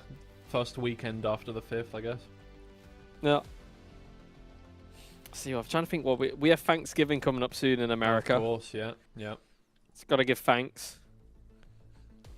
Turkey's going to be flowing. I'm excited for that. I'm trying to think what other weird... They have lots of like little weird dishes that I'm not used to. They love pumpkin over here, which I think is not a thing in America, in the UK, sorry. No, not really. A lot of pumpkin pie, and like that sounds... I think it's because we don't really grow pumpkin for food, so the pumpkins that we grow here just aren't, you know, they're not that kind of pumpkin. Oh my god, where are we going? No, you know what I mean though. They're built for structural integrity so that they can be used for jack-o'-lanterns. We are off again. Finally. Been making production hungry. Sorry. Hey, look. Oh god, yeah. Wait, it's what? It's 8 o'clock over in Turkey. Damn. Sorry. Yeah. I could see why you would be. See I've still got about an hour to go until I get like properly hungry, so I will be at some point during the broadcast, but I'm fine for now. See you hangry. Yeah, I definitely. Oh yeah, you can imagine. You can imagine me being me getting antsy for sure. Oh, they've gone to overtime again. You know? 3 map 3s or 2 map 3s, quadruple overtime. Get it going. Yeah. No, it's okay. Oh, you know what? It's okay. I have some Maryland cookies next. Oh, beautiful. Yeah. Oh my god. Okay, gank. They're easy pickings. Make quick work of that. Yeah, just like MISA are to gank. Just like that. 10-9. Pretty easy round there. I mean, we thought MISA were right back into things. Obviously, that was an eco round, but still, seems like Gank just have the answers now after those timeouts. Sometimes it can just be, look, it's not like they needed to discuss anything, right? They just feel a little, you know, they must have just settled themselves over the course of that technical pause and got back into things, I think. Yeah, I just think we see like a deeper playbook on the GANK esports side with these CT side setups, being able to play off each other, seeing quality there in the outside window position, boosted up and able to play off his teammates, where we see more from MISA, more of individual plays, pushes on the defense, obviously from Shanich was quite common on the defense side. So MISA putting a bit of pressure onto short here. Looking to go back towards middle, but they're granted by a smoke. Zemek forced away here. They're going to hear that. They're going to know of a player committed towards long, so might prove favorable to end up towards short in this situation. Well, they've got to keep trying. Can't give up, but plenty of time on the timer for them to set up for something different. Looks like it is going to be that split hit moving in. M-Star will find the first. That's much needed, but Swisha holding down long, and he can't quite turn around in time to set himself up for the next kill, but Syzex is just waiting, lying in the smoke. Out goes the flash to slow down the attackers. Let his teammates join him from CT. Couple spammed shots into the smoke, not really finding anything, so MISA should be able to get towards the site. Just the bomb planting in the open. That means it's completely down. The other two players still in long, trying to make their way over desperately. Yeah, planting in the open though. I mean, they knew there was a player over there on short. Towski running for the hills now. Not much you can do. No time to get anything done. Yeah. Once again, MISA, these small details are going to miss. We know Syzex got the kill close on short. It's like we forgot he's there or just assumed he positioned away. Bomb plant going in right in front of him, right under his nose. He's not going to allow that to happen. And this is the importance of staying in the game to you. Syzex having a pretty brutal game so far, only on 4 kills before this round, but stays in it, stays composed, and that big 2K wins the round for GANK esports and potentially putting them in the lead soon for this second map of the series. Yeah, it really is just a different team now. And it's looking more and more likely that we're going to be moving on to our next series of the day quite quickly, which I'm sure production quite thankful for, considering we've been teasing them. Oh no! Oh, it just gets worse and worse. If you don't get a chance in the round, then how are you supposed to do anything? I mean, the economy is looking wonderful. The bank account for GANK esports, amazing. Look at the space they're giving them too, just waiting up there. They have a good angle from here, and they just need to. Oh wow, okay. First one down, but just holding down on the site. Quality. Oh, can spam down from window. Can't find anything though, and the Tech-9s are doing work on site. Well, it's not exactly a retake weapon, the AWP, but maybe Swisha can do something here, or maybe pick up a different weapon as they go in. But Zemix, it's really going to be on him to get things started. Flashes in. Oh my god. Well, Matowski misses the shot. He's now in an awkward position in a 1v2. Can't find anything. MISA, the problems get worse and worse. Yeah, MISA there pulled it back so well. from that 4v2 disadvantage to a 2v2, but just not able to get anything done there in the end. Good composure from GANK Esports. That could have gone south. Swisha especially on the retake there with the operator. But the triple layer flashes to retake from. This is the difference, I think, between the two teams, where they're able to always make a good plan around what they have to like the optimal level. How can we use 3 flashbangs in this way just to be able to give that slight better chance of getting that kill? They pull it off there. And now MISA heavy towards B. Rush coming in. Oh man, they're just not giving them quarter whatsoever. GANK Esports looking to make another quick buy round for MISA. Just sends them closer and closer to that final scoreline. All 4 crowded up now, waiting to execute this retake. And right now, it just seems like MISA haven't been able to hold them back. Swisha finds the first. It's just a trade. Time is ticking down. They need to make something happen here. M-Star blinded up. He gets 2. He's been the hero this time around. And MISA finally stopped GANK from running away with things. Yeah, great shots there from M-Star, holding strong. Thought he got caught by the flash, but was able to see the player get that kill coming down. And it was like a good position from GANK, honestly. They were favoring the retake. Nice little play here from Zwedster, disrupting the retake.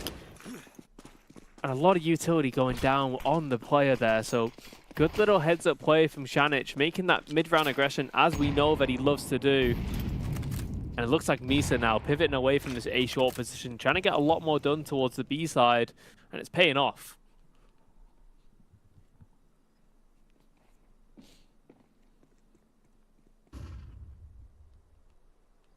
Triple AWP in hand from GANK. This is not normally. Eternal picks off 1. It was nearly all 3. Swisha misses the shot. The normal operator letting them decide down there for the triple wombo combo. But that's what happens when you have so much economy to bankroll yourselves. Only a maximum of 2 more rounds left after this. Including this one, sorry. So they're able to get that purchase down. Give themselves a slight advantage. Quality gets away with murder there.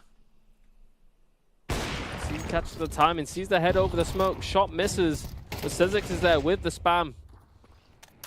Svedster though follows things up. 3 versus 2. Z-Mix in the smoke. Might be forced forward. Thinks against it, but the trade's not goes down. Svedster going huge this round. 1 versus 2 for Eternal. Nade coming in. Operating hand. Opting for a quick reposition here. This is nice. Could potentially catch the players off guard on long. They did the seam towards short, so... But no rifle here in hand. Opting to go with the USP, but nice shot from him. By surprise. They know he's low.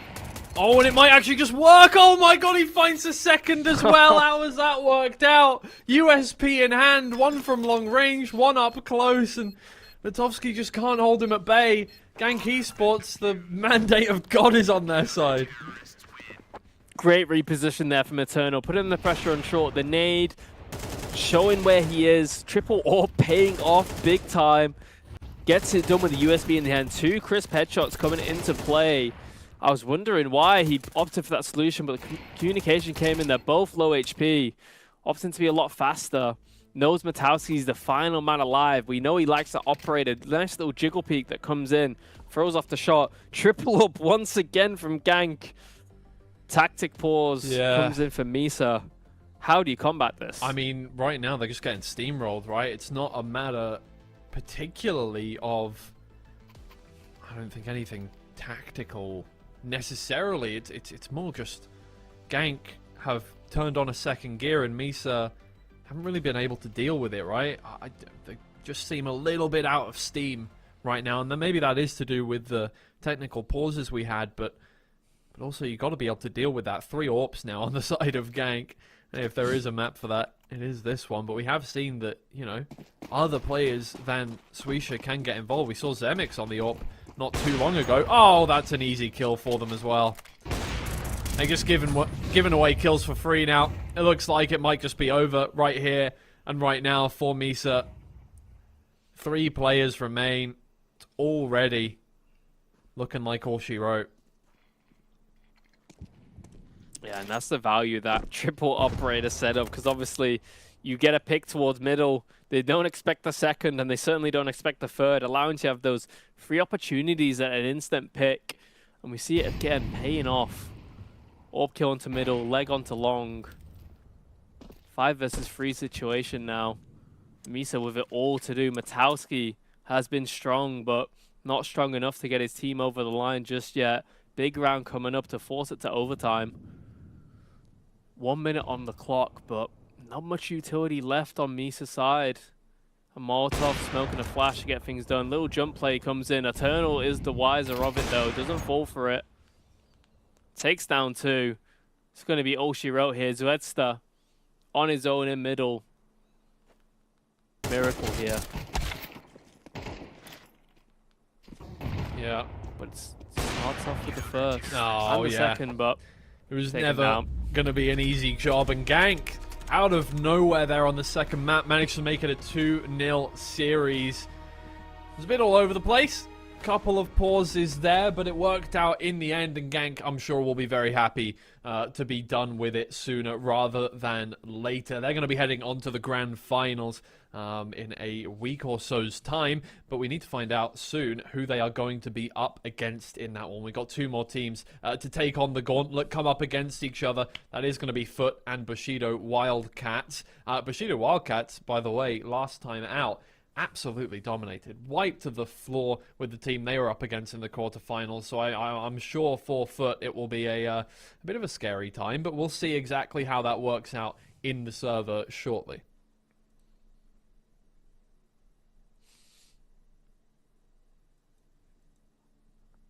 It's not the break. Oh. Not yet. Soon. Okay. Soon. We'll get there. Don't worry. It's been a long. It's been a long day already. Yeah.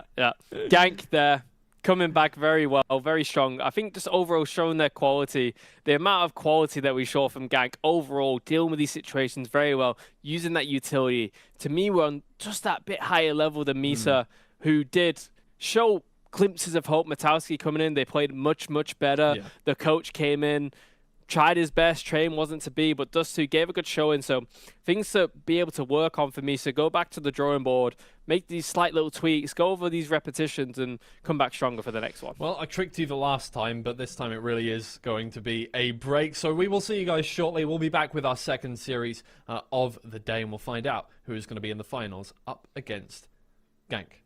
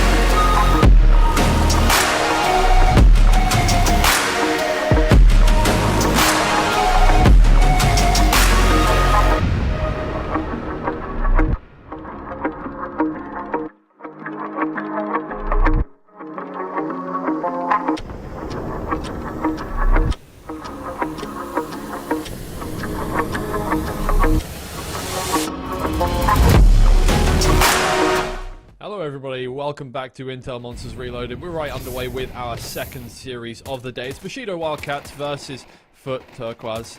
And, I mean, from all we can tell so far, Bushido Wildcats looking like the favourites coming into this one. And wow, if that's anything to go by. Jesus. What a round. Glad we caught the end of it there. Big shots coming in from CT. Nice hold down coming from Scotland there with 3. Darren Deli with 2.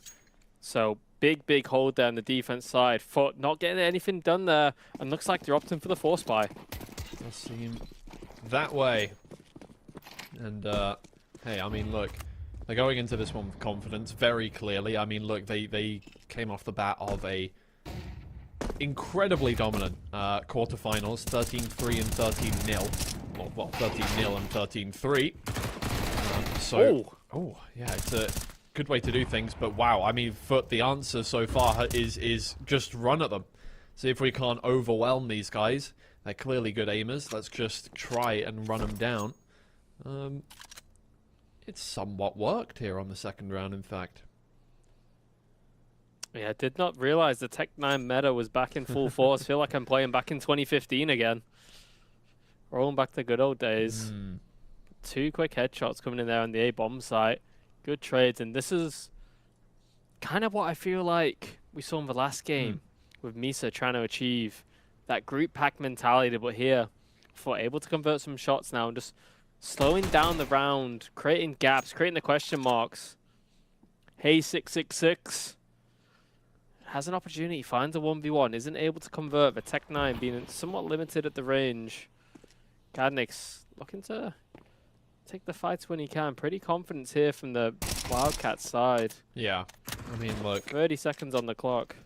I think I would be feeling pretty confident if I was them, obviously. Going to every series with a fresh mindset, but these guys are clearly up to the challenge right now. And this is where the test obviously comes in. Third round onwards is where things are going to start to get a little more tough for them.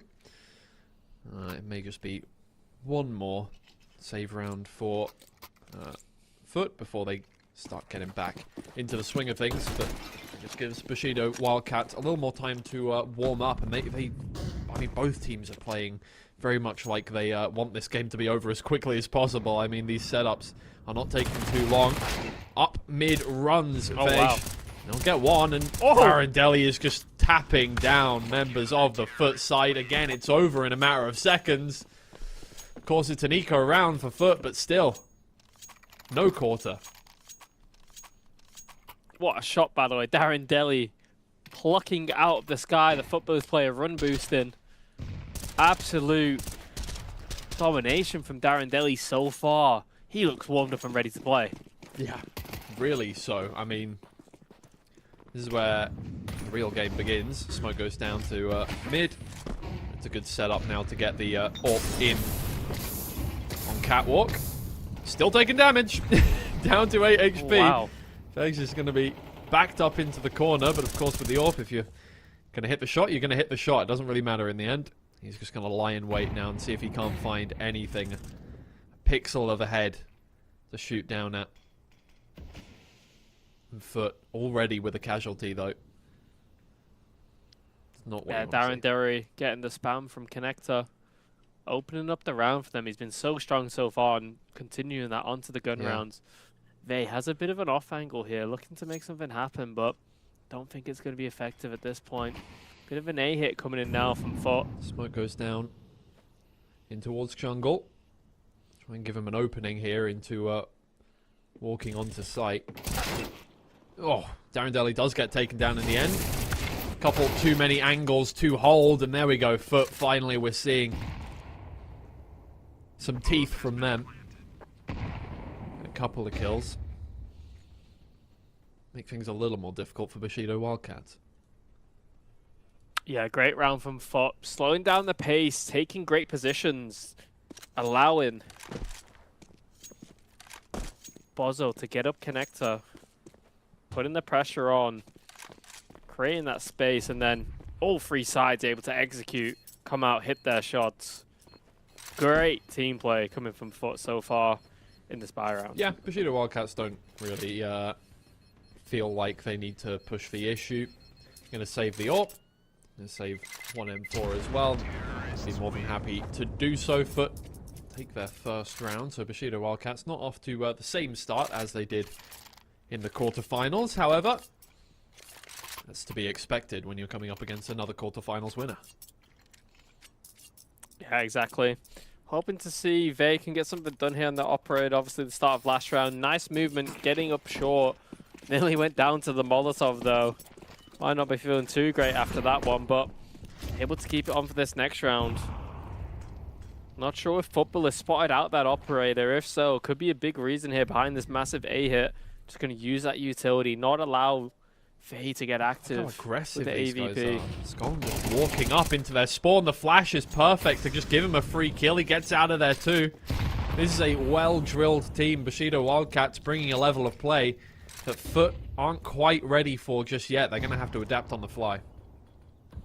Yeah, good little team play there. Flash coming into A ramp, taking down the player who's set up for the smokes. No one anti-flash, no one there ready to trade. A little bit naive from Footballer, so maybe just a bad time with Skull. And here he goes again, getting great information. Spotted another player here. Bushido Wildcats must have a good inkling Footballister towards today. Yeah, I mean, very clearly they saw that they were starting the setup. Got that first kill, got out. No more info since then, particularly, but they did see a player in Palace. They're going to get flashed out, get backed up. Do they expect Scotland to still be here? They do indeed. Buckenby is flashed, but the kills come in fast. Darren Derry spraying through smoke with the M4. Just gets it done. It feels like Bushido Wildcats. I mean, it's very early doors at the moment, but they are playing with such confidence. It feels like they think, at the very least, that they're on another level entirely. Yeah, very aggressive there from Skull, and going for the double play in that round. Gets lots of information, but not much map control coming in from Footballers. They initially set up for that A hit. Don't do anything across the map. We cadence behind them towards the very end of the round, showing that no map pressure was applied, allowing Bushido Wildcats to take the space and shrink the map down effectively by creating such deep angles and positions. It's going to have to be a swift answer from FUT, otherwise they could see the series walk away from them in a very short amount of time. I mean, these rounds are going incredibly quickly. That can really sweep you away if you're not careful. Smoke goes down to give Scotland some space to work with, but it's Buckenby who hits the shots after the smoke lands. And FUT have control of mid. Interesting position here from Wildcats. All four towards the B side. Darren Delly gets the kill. I did not expect him to get that. Now fighting for his life, stuck in a corner, looking for some kind of support from his teammates. Yep, flash goes he has out. a smoke in hand he could use. Stuck in that corner, trying not to die. The smoke goes out to stop that from doing any more damage, but FUT still putting on the pressure, but they haven't committed anywhere just yet. They're still just hanging about in mid. Yeah, not much going on now. The round has slowed down. Smokes are up, stalling the attackers. Oh, Darren Delly. Not much they can do here. They're backed into a corner now. They have to go towards the site, and everybody's just lying, waiting for them. Darren Delly hits another headshot. He's 13-2 already, the man. Can he make it 14? Not quite. But it's only one player left for FUT here, and he's got a player on either side waiting for him to make his way towards A site. He's taken out. Bushido Wildcats make it 5-1, and they show no signs of stopping. Yeah, Darren Delly absolutely off to a flyer, 13-3 now. Seen there doing so much work. Even when he's stuck in the corner, he's not opting to play time. He wants the fights. He wants to take them. He's feeling so confident right now. Wildcats take another round, forcing Footballers back onto somewhat of an eco here. The Tech 9's Mac 10 coming into play. Hero Galil from Hay. Not much utility coming in. And Cadence, the aggression, is not stopping. Yeah, it really isn't whatsoever. Kadnik's right up mid here. I mean, Katsrid is already on 4 HP, and he can catch him on the back here. He gets it. Timing to perfection. Ends holding down the B site. Finds one. On in comes Darren Delly again. Another 2. And he spotted out the last player. He'll get the 3rd as well. He's already up to 16 kills. This man is on a roll. check his PC, Twiggy. This guy is on a tear. Just great fundamental play from Darendelle. He just seems to be wherever footballists are going, he's there and he's effective. ENS does great here on the B-bomb site, delaying. That smoke is huge, allowing for the rotation of Darendelle to come in. And he's just able to mop up all the kills for his team. Footballists down 6-1 already. Looking like a brutal start to the half. Yeah. And look, Bushido Wildcats, their last game was against Fireflux. Series 2-1 against them. And Delhi was putting up numbers there as well, but not quite to this level. I think this might just be a nice, what would you even call it? Practice game for Darren Delhi, maybe. Who knows? Katsreed finds the first. You can never count out Bushido Wildcats from what I can tell. I think FUT are starting to give them a little bit more respect now. Yeah, Darendelle going through the rat hole there. No fear at all in this man. And rightly so. He's started off the game so well. Bushido Wildcats taking up unorthodox positions. Now getting info towards A ramp here. They're going to smell that it's probably not an A hit. But they have left B weak. Rotation should be coming in soon. But Buzzo in a great position here to potentially hear that. Here's Darendelle and ENS rotating away. The mid-round call could come in here. Maybe fake a B, run back underground. But right now, 3-man stack onto the B side. FUT not opting to run away. Might run out of time here. Might be forced into the B hit. And this could be very, very spicy with Scotland coming up the flank as well. But no, that mid-round call is going to come in. They're running up connector. And they make the correct decision. Yeah, will be the bomb plant for them. And Scotland sees the leg of somebody who is definitely not on his team. Enswell managed to pick up the kill in the end. Can anything be done from this position? Yeah, 1 kill for Birkenby. For the second as well, manages to find Darendelle, the player that has been a thorn in their side, but I don't know if he's ready or for Scotland watching down on mid. It is just Scotland left, 1 versus 4 at this point. He just saved that. AK trying the spray transfer, but he's not going to be able to get it. Max Yo-Yo finds the second round for them. It's very hard fought. You can tell how much is having to go into just getting 1 round against these guys right now, but that's what you got to learn over the course of a series against a new opponent. Yeah, Bozzle there, great position, hearing that rotation, allowing the mid-round call to come in. It looked at one point where they weren't quite sure if they were going to commit to it, but thankfully they do. And Wildcats there, also doing great proactivity, taking that A main space, allowing them to B stack, but unfortunately it worked against them in this case. Well, alright. Whole new round, and Shooter Wildcats still not showing any signs of fear against FUT. After that, Vex will find the first kill. In through the window, long angle, and holding down the back of sight a bench. Pressed into a corner, but so much support from all around him. And again, FUT haven't really even fired a shot at Bushido Wildcats just yet. Still down 3 players. Yeah, great work from En, staying alive behind that smoke once again. Looks like it's a bit of his routine. Vey from short able to pick off 2. And Fobbalist in another hard position here. A minute on the clock, a lot of time to get some work done, but not much going on here for them. Opting against it, looking like they prefer to save these rifles into a new round. Yeah, it's a tough situation to be in, coming up against a team and having them come out of the gates with such firepower, right? Darendelle has already done his job of striking fear into the hearts of FUT here. That does set them on the back foot for the whole series. They are actually heading towards A, and I mean, if only they knew there was nobody on there, they would have enough time to get the bomb down, but they're not going to risk it. Gonna hold on to those weapons and wait for another round. But Bushido Wildcats already within 9 rounds have control of the first half. Yes, they do. It's another dominant slay, but I like what you did there. Foot on the back foot. Yeah. Very clever. Pause coming in though from Footballist. They do need to assess their options here. What can they do? Like you said, they've already lost control of the half. Bushido Wildcats already taken 7 rounds. And this is very, very pivotal here because you can easily get back into the game now, win this round, and you're looking good. 7-3, maybe you have 7-4, 7-5. But you lose this round, Footballists might be reset onto the eco once again, and then just not looking good for them. They do have the full loss bonus though, so they will still be able to force some buys, but won't be great utility. But yeah, Bushido Wildcats so dominant so far, much due to Darren Daly, and I'd even argue Scotland. With the amount of map control Scotland's been taking, he's been taking the flanks, he's doing a great job. Need to somehow stop this on the Footballist side to get a real foothold in the game.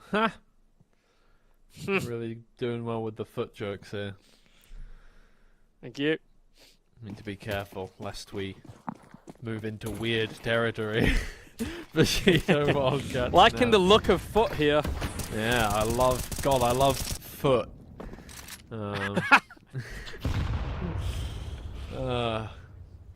Bushido Wildcats don't love foot.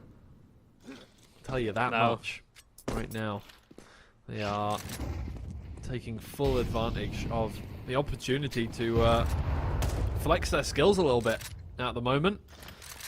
And foot.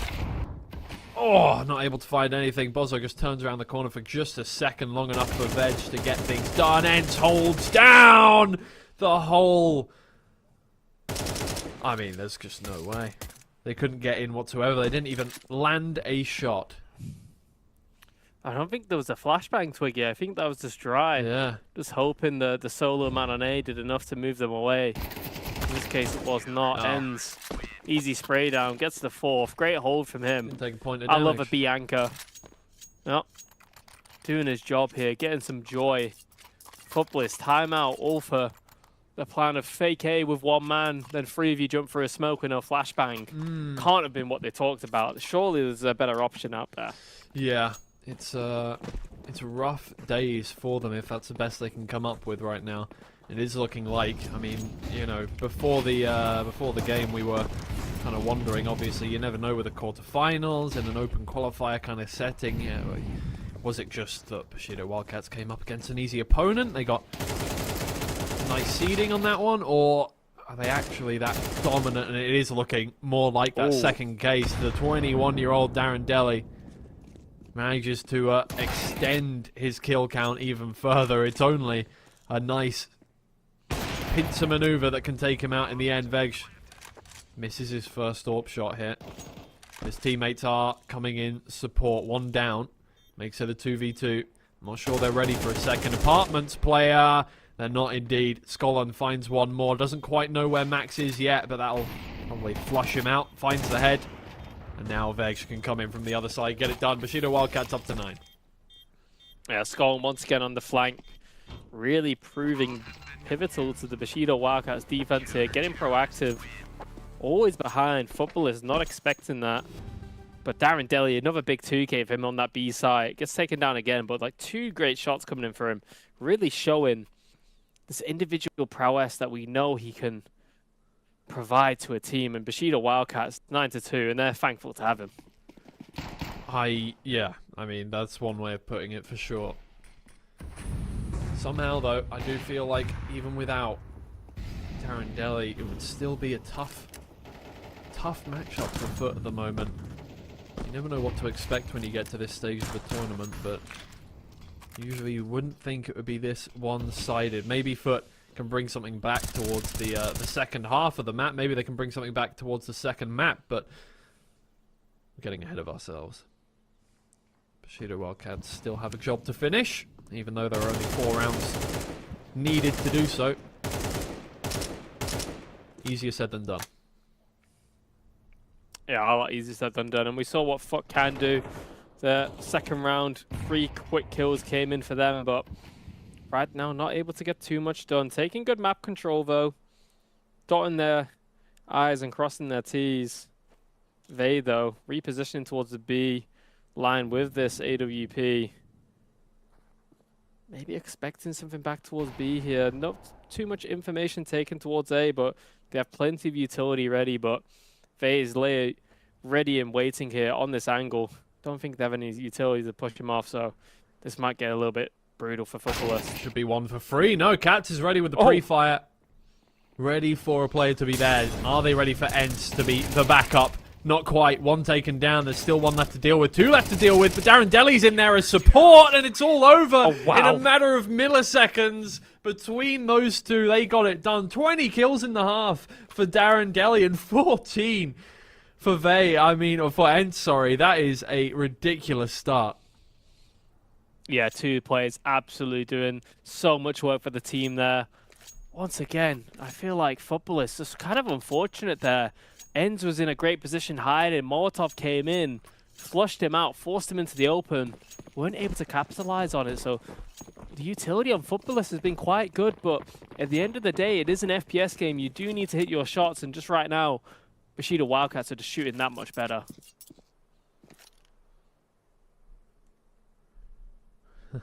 Here comes the push. Can Katsreed hold them off in the same fashion that he was held back by this team? I mean, they're just overwhelming the site. He manages to find one, but he's going to get taken down in quick succession. Vey and Darren Deli get on the board, and Max Yo-Yo can do nothing to stop the flow of Bushido Wildcat players getting on towards site. Only two players left here on this foot. Defense, and I mean, it just looks over, doesn't it? There's no way that FUT can do anything here, and the state of economy in this one, it's going to have to be force buys all the way up for FUT here. You cannot let them get 3 rounds in a row, but that's so easy to do. Yeah, brutal show. Bushido Wildcats going together, getting the trade, such good team play, hitting their shots once again. Darren Deli being a real thorn in footballers' side at the moment. Force buy coming in from them, looking a little bit desperate here, trying to get some rounds on the board. The momentum is truly in Bushido Wildcats' favor, so looking to break this somehow and get a standing back into the game.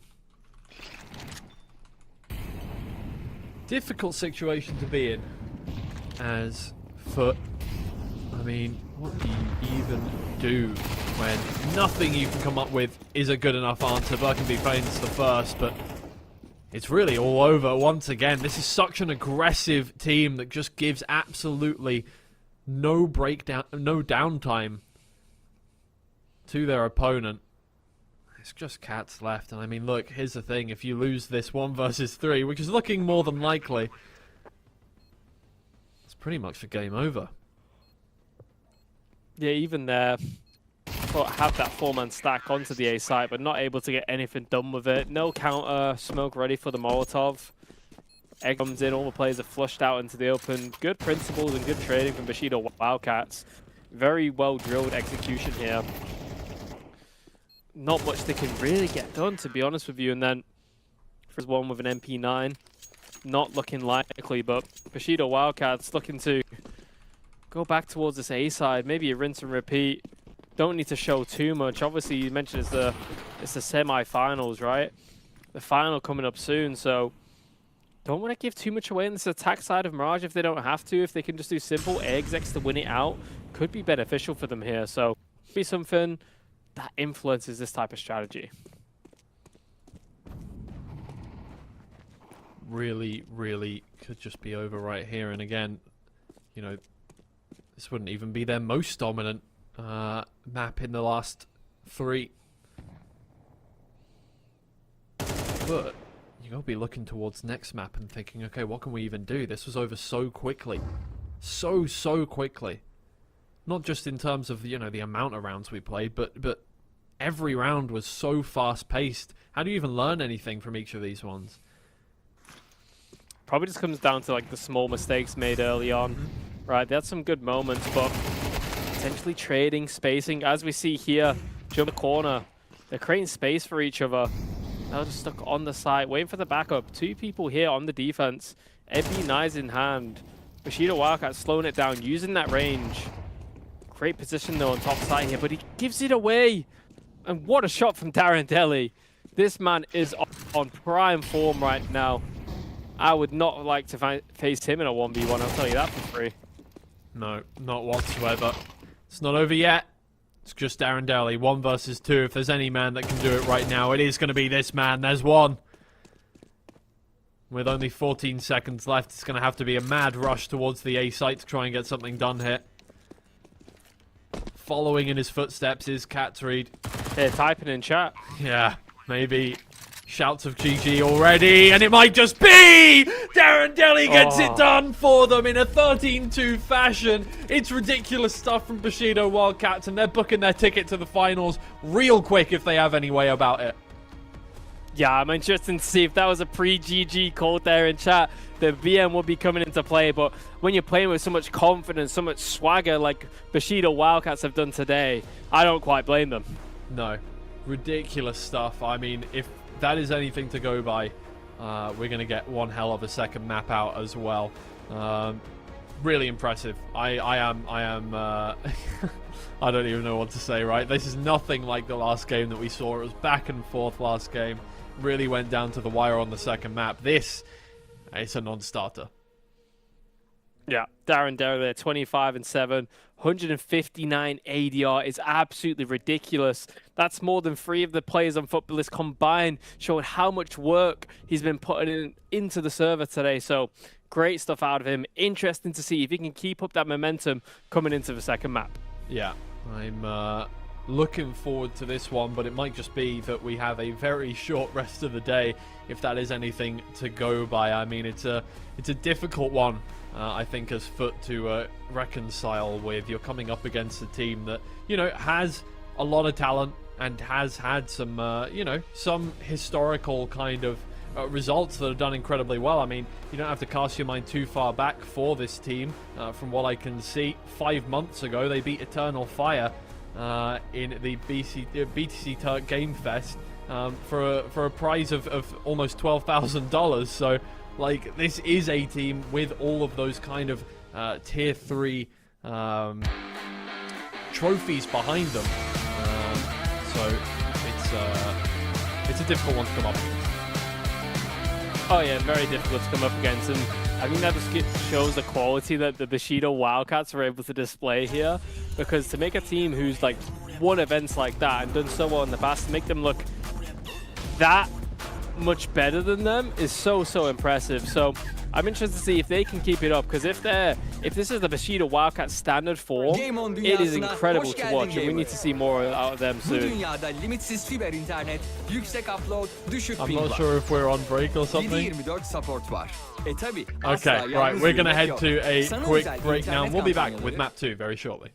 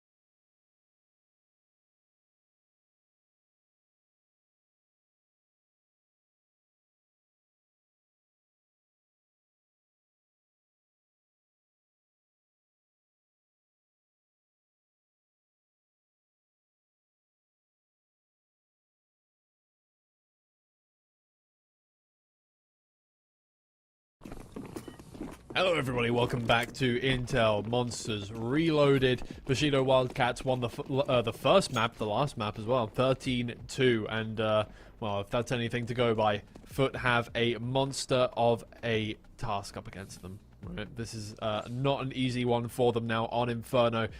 They're just going to have to look to get things off to a good start on the CT half. Yeah, on that favoured CT side, but Scotland starting off as they did before, getting that entry. Catsreed gets one more through his smoke, looking to get up short here onto the bomb site. Catsreed stuck in pit, looking to fight his way out of this one. Taking peeks, takes down Cadness. Nice little shot coming in. Support comes in from Hay. Gets two. Scotland all on his own now. 3 versus 1. Stuck in a hard situation. Gets taken down. Much, much better from FUT. Yeah, that's a very nice start to have. Obviously, that's going to help them in getting a couple of rounds underhand as well. So for Bushido Wildcats, not quite the opportunity to do the exact same as before, but I'm sure they will fight back with everything they've got very shortly. But FUT, yeah, I think obviously they know what they're up against now. Hopefully that means that they can, or they have, prepared a little heavier for this game. You'd like to think so. Force buy coming in from Bushido Wildcats. Quite the meta we're seeing here in this tournament at the moment. We're going to see if we can get anything done with those Tech 9s that we've seen have been so prevalent so far in the previous games. Bozo, let's get a quick peek there. Gets out, repositions. He's in a good place. He manages to get one, but that's about it. Darren Deli gets back on that kill board as well. Scotland moves in, and maybe even this eco round will work out for Bushido Wildcats. Max Yo-Yo doesn't want to give him anything to get excited about. Hey, on the board too. It'll be good for them. Scotland taken out in the end.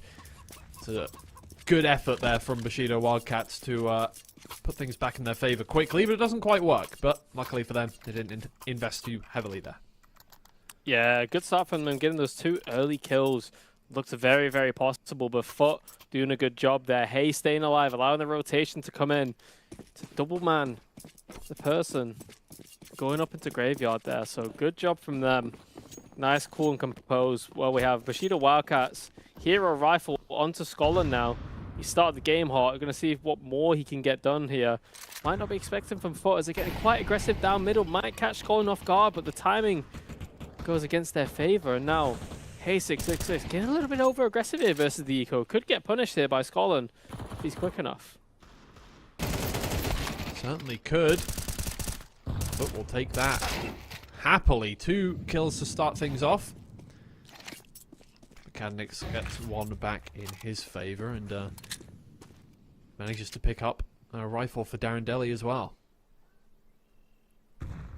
That he does, and we've seen what Darren Deli has done in the past, so getting the rifle on him is probably a great idea right now for the Wildcats. 1 minute on the clock now, looking to slow things down. 1 play towards this B side, looks like they're going to make the correct decision to go over here.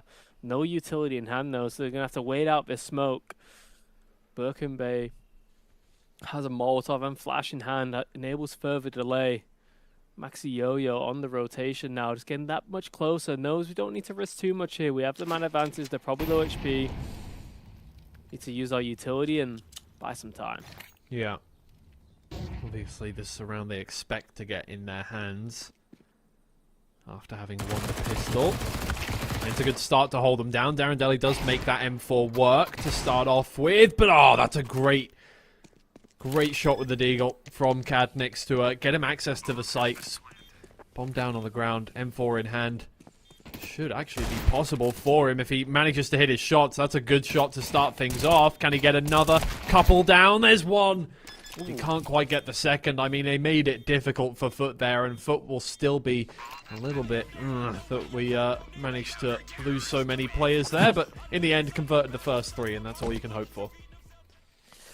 Yeah, and maybe a tale for things to come from the Wildcats, making things so close on both eco rounds so far. With full gun rounds now in hand, as FUT, you're probably a little bit worried, a little bit worrisome. Early tac pause coming in actually from the Wildcats. Maybe they've seen something here, maybe not something they're too happy with. So, interesting decision here coming in from the coach. So, can't quite figure out what what has gone on so far to quite possibly need this, but trust in the process. They did so well in the previous map. Maybe it's not up to the standards that they have so far, and maybe even more confusing on the other side for FUT. I do think that if Bushido Wildcats get into the swing of things and start feeling confident and aggressive, we could be in a very similar situation to last map here. But obviously, having lost the pistol round, you're on that back foot for the whole first 3 rounds of the game. So now it is a time to just reset. It's still 0-0, as it were, in the Sunday League lingo, and just get going again. And for them, maybe just make it another quick 13. Can only hope so at this point for the Bushido Wildcat side. Big utility trade coming onto Banana here. Both teams really going all out to try and secure this position. And looks like both of them give it up after jumping the utility, trying to mask where they really are. Nice little crossfire, coming in here towards the A side. But nothing's going to be done about it. The attackers, Bushido Wildcats, slowly creeping up Banana. Vey, though, took a time, and looks like it's not going to work out for him. Hey is wiser to it, takes him down. Bit of a risk here from the Wildcats. Tack pause to walk backwards for a smoke Twiggy. That surely can't be the plan.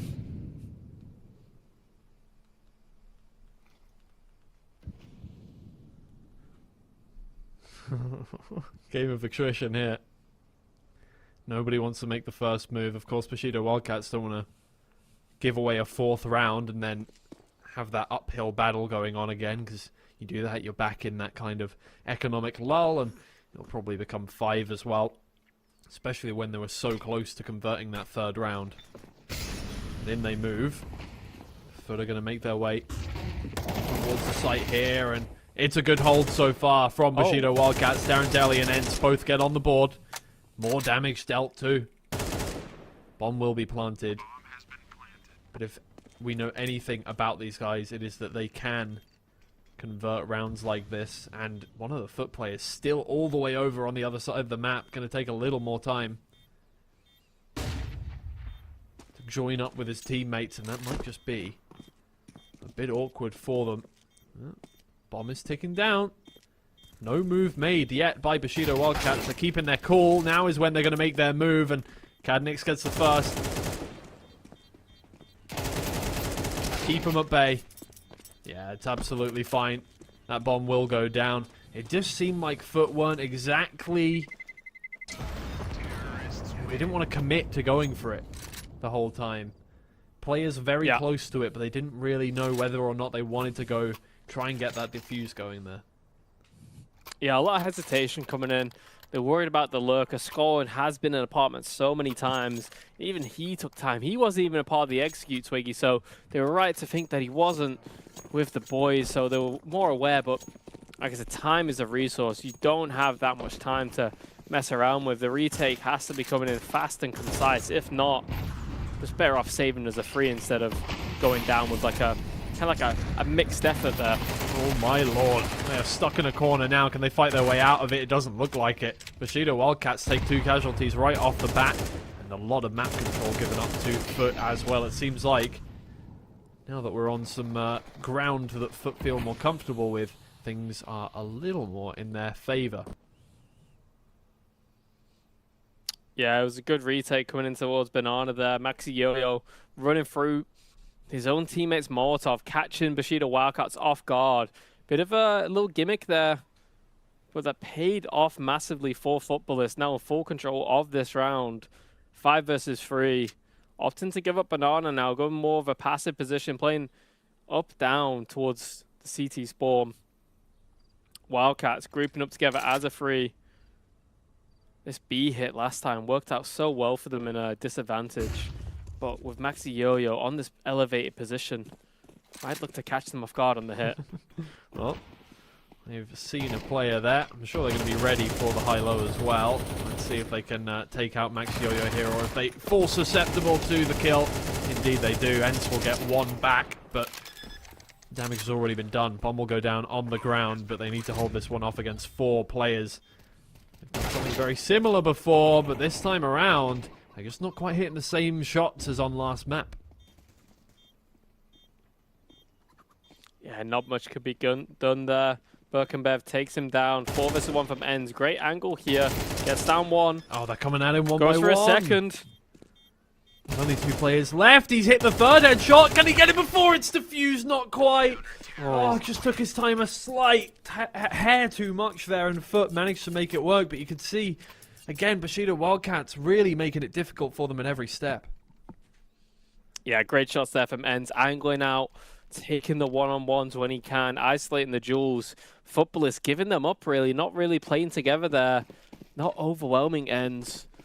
Takes down 3. Unfortunately, doesn't get the 4th in time, but Footballers might be up 4-1, but every single round so far has been very, very close. Bushido Wildcats making them fight tooth and nail for every single round.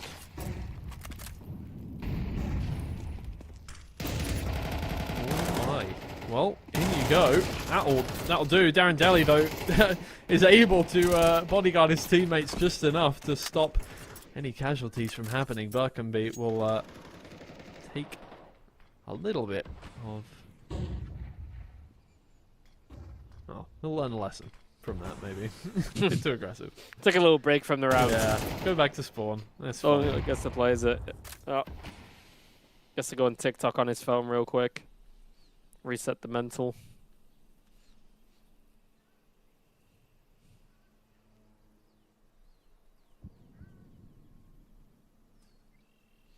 But looks like the Wildcats grouping up towards B now. Really enjoying this bomb site so far on this attack side. Really trusting in the hit. All down to Cat's read. Makes a little step on the bomb site. Sees the smoke coming into play. Counter Molly comes in. Rotation from Hay is here. No flash in hand for both the players, though. They're going to have to do this dry. Ooh. Hit comes in. Great lineup from Cat's reads. Backside, dancing around, back and forth. Takes down 2. Darren Daly gets the trade, though. Hey, 6-6 looking to make a play. Gets spammed, though. Giving away the 3 versus 3. Yeah, you can just see that hair of extra ability on the Bushido Wildcat side. It is giving them an advantage in some of these situations, but in comes Bozo. Can he make it work in a 1 versus 3? Bomb down on the ground. He has to do a lot, but they're just going to overwhelm now. Ducking behind the corner. He manages to dodge the bullets, but Vey, in the end, gets it done. I mean, they're so much more evenly matched for these 2 teams here on Inferno. I don't know whether that is just Bushido Wildcats off to a slow start, or FUT just feel a lot more comfortable on this map. No, it's a really, really tight competition here. We're seeing good stuff from FUT. Wildcats as well, just edging it out there. Vey with the trade. Got a little bit dicey, but had the composure to see it through. Now forcing Footballers back onto the eco. Hero FAMAS buy from Bozo. Hopefully something can get done about that. Throws it away. Not sure what's happened to the weapon there. But Bushido Wildcats off for the 2 MAC-10s. Going to be taking apartments here versus the eco. Good utility in hand. Clearing out all these close positions that the USBs and 5.7s may take up. Well, no. Yeah, looks like that FAMAS got sold. Yeah. Didn't force things up too much. And now, Flash comes in. Makes it work. Gets the 1. 1 trade, and every trade is obviously a boon for FUT, especially when Bushido Wildcats are on such low economy after having fought their way tooth and nail through these rounds. That'll work out. Darren Daly just moving on through. Churchill getting a couple more. Will absolutely do for him. Bozo might want to save that weapon, get out of dodge. And FUT, well, their lead's starting to slip just a little bit as Bushido Wildcats get a little more comfortable here. Yeah, they've worked themselves back into the game very well. Have that a bit of confidence and swagger about themselves. They're not forcing too many issues. They're just making good, solid decisions.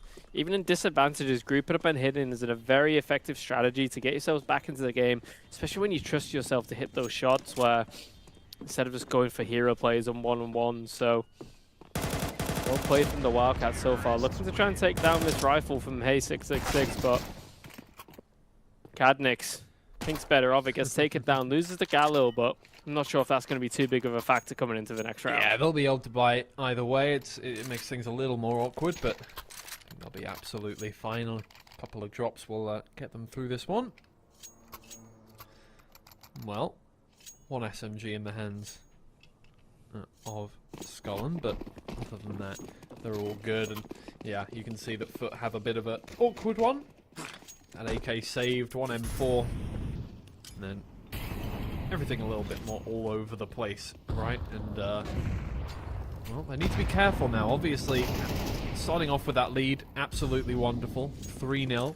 They got themselves in a position to do that, but I think they know that they're the underdogs here at this point, and they're being a little more tentative with how they play these ones, a lot less confident than Bushido Wildcats. Even when Bushido Wildcats get spurned, like in those first 3 rounds, they keep up the aggression. Yeah, I think you can feel that uneasiness with FUT using their utility a little bit predominantly before things are happening. They're trying to catch maybe the Wildcats off guard. The pre-fired Molotovs coming in onto the floor towards top middle there a few times. And now over util has been traded towards A. 2 smokes in hand for the defense now with 55 seconds on the clock. Maxi ready with it in hand here. Gets taken down though. Darren Deli, great shot.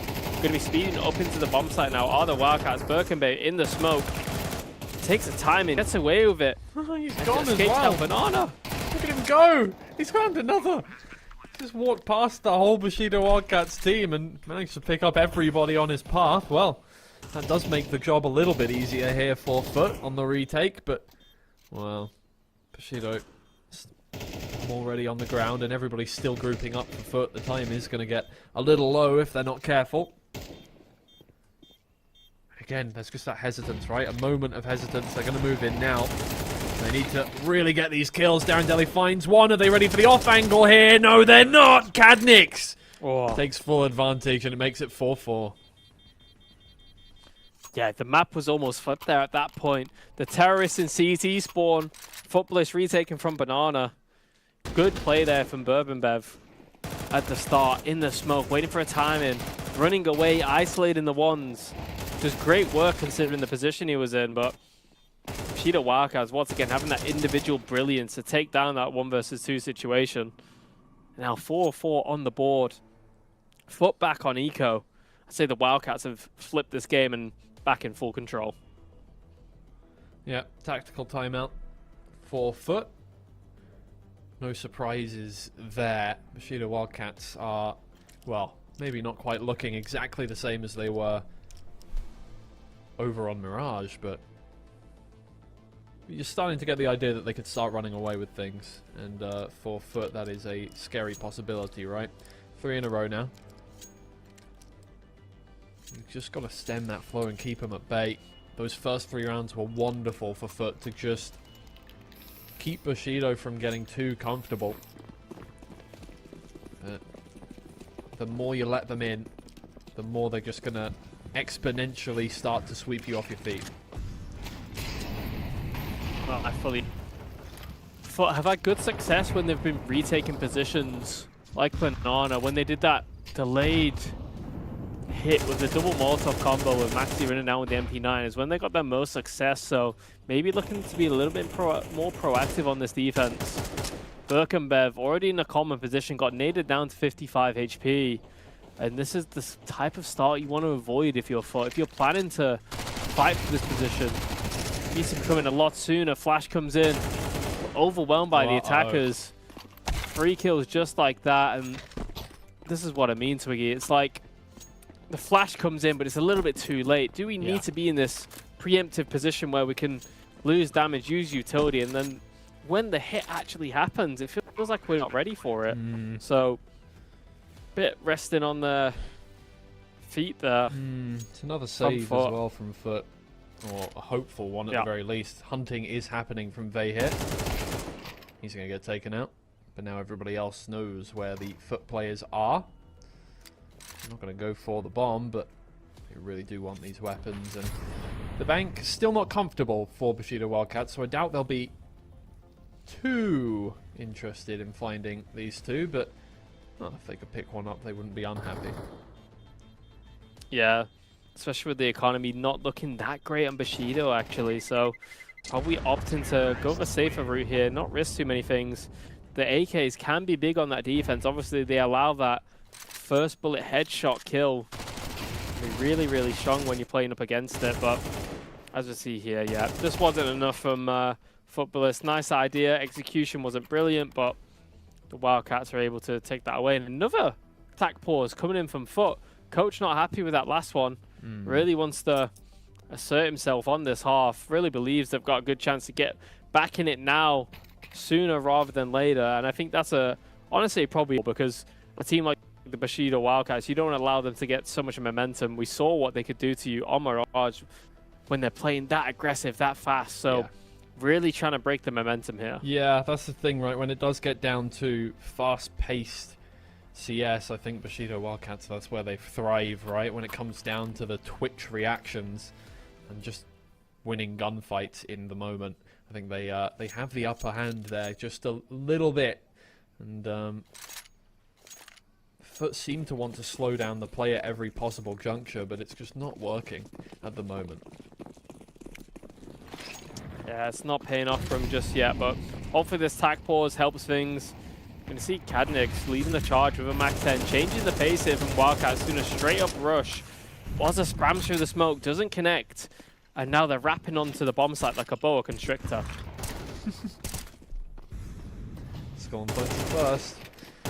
Vey is right there, and this really just could be the end of another buy round for FUT. Just like that. It is just individual gunfights. They're not able to win out. It's another save for these two because there is nothing that they can do right now. Yeah, it's one of them, Twiggy, when you're doing so well and the opponent's pause, especially a second pause, nearly in a row, I think it was. Yeah. You have two options, right? What is like they're basically you're doing is working so well they don't have an answer to, or you can just completely flip a switch and just do something completely different. Bushido Wildcats opting for that strategy this time. Catch his Footballist off guard, out of position, having no one towards long.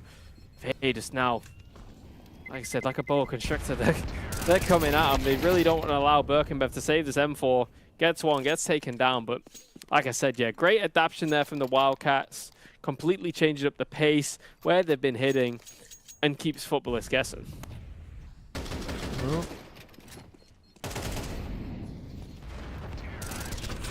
yeah, it's an unfortunate situation. It does really feel like it's just slipping back into that same thing that we saw on Mirage. Obviously, it's hard to tell just yet, but Bushido Wildcats feeling so much more confident. This may just be a confidence team, and when it all comes together for them, it seems insurmountable here for FUT. Yeah, I'm not too sure the history between the teams, if the players know each other, but I know back when I was playing, when I was in my local scene, you know your players so well, you know what they offer, and you know the teams that you can be this aggressive against, you know what you can get away with more, because you obviously play with them so often in these local tournaments. So maybe something like that coming into play for the Bushido Wildcats, where they know they can be aggressive, they know their abilities, their strengths, versus a team like FUT. Goes Bushido Wildcats again. Darendelli is absolutely not looking towards the site, but it works out for them anyway. And Ents will just spray down into the smoke. You can't save again, guys. Oh, Hayes going to save. He's got an AWP. Oh, it is full game time. Yeah, really is. Yeah, it's unfortunate. Hayes not able to get anything done there with the AWP. They're just not able to find a pick. The exit comes on to B, as we've seen so often from the Wildcats. Same positions, and you can see that with Darendelli. He was confident that player was boosted onto CT, so you know they know about the tendencies from FUT. Like I said before, you know how these players like to play, and it looks like Bushido Wildcats really have their number right now. Yeah. We're not giving them a chance right now. It could just get to the 8-4 half at this point. It's really looking more than likely. In fact, it's looking somewhat likely that it's a 13-4 at this point, because FUT really haven't had anything to say in the last few rounds. 3 saves in a row now, where they have just been dismantled. Not even gone for the retake. Yeah, and I feels like the momentum has truly been broken for them. Maybe the spirits as well, because you took a double tack pause on the defense so early, then the next rounds you're just losing instantly, forcing to save. You not really feel like you're getting to play the game, really, right? Yeah. If the B bomb site goes down and you're the A player, there's not much you can do, but... I mean, look how Oh, aggressive wow. and confident they are as well. Kadnik still manages to find one before he gets traded out. They're just going for peaks at this point. Doesn't matter. Look, he just jumped out a window. And Darren Deli finds the kill as well. They didn't expect that whatsoever. Why would you? Why would you think that somebody's just going to jump straight down out of window there after you've smoked it off? My lord. Cat's stuck in a corner, does manage to get one, but Darren Deli's still doing work over towards library here. Yeah, looking brutal. They still have Vey holding the mid rotation though with that AVP. Headshot. Yeah, Birkenbev down low, Cats reads with him. A lot to do here for FUT. 2 versus 3 situation. Darren Deli is low, so is Vey, so it all is down to Skolin, but he's going to get aggressive here. This just shows the confidence on the team. They do not care. He's not doing what he should be doing, but it doesn't matter. He just wanted to see if anyone would push. I mean, the time's ticking down. He'll find the first kill, and now it's just trivial to get it done. Darren Deli will get the trade. 8-4 half. And, I mean, well, you discount the pistol round, it's looking pretty similar to the first map. Yeah, full control from the Wildcats. Just confident to make those plays. And you noted the player, Darren Deli, walking out of apps there. That comes from the early kill. Walking down was, I think it was Kadnix, walks out Boiler, headshots one, sees the other player has that operator in hand, and he knows even if he smoked off, the person on the other side has that operator. If he can jump out, make him miss that shot, it's well worth the risk. So this is the type of commission and flow state that the Wildcats are in right now. They're relaying that information. They're going for these bold, aggressive plays. And don't get me wrong, they're missing away. But you still need that bit of confidence to be able to pull them off. And they're doing that so eloquently so far.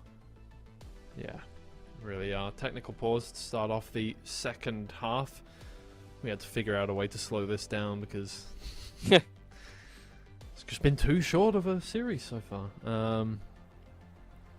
Yeah, Bushido Wildcats definitely on a runaway train here. And it's whether or not FUT can come up with an answer here. Obviously, like, they take the pistol round. It's back to another situation where, yes, they're going to be at a similar scoreline, but then they've got to hold on to it. You cannot do what you did in the first half where you get the first 3 rounds. Great. You know, you won the pistol round. But then it just all goes away from you as soon as FUT gain any amount of economy. Yeah, it's been pretty brutal. And oftentimes it was just down to basic fundamentals. I wouldn't say Wildcats are doing anything too fancy, just good map control, good executes, playing together. FUT taking this approach now on the pistol, playing together. That Jeff ball that we know and love. Bunny Rabbits jumping into spawn. Darren Deli, though, not overwhelmed. He's able just to pick off the last straggler. Yeah. No. Split coming in, Ends gets caught off, though. Yeah. He wasn't quite ready for that, but Kadnix is doing a good job with the Berettas of keeping them at bay. One more to find, long distance. Difficult one to get, but he gets it done in the end. And uh-oh.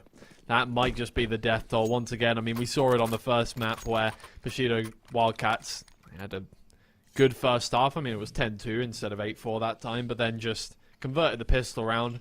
And, well, at that point, it's just 3 rounds in hand, essentially, and you should be able to finish it off.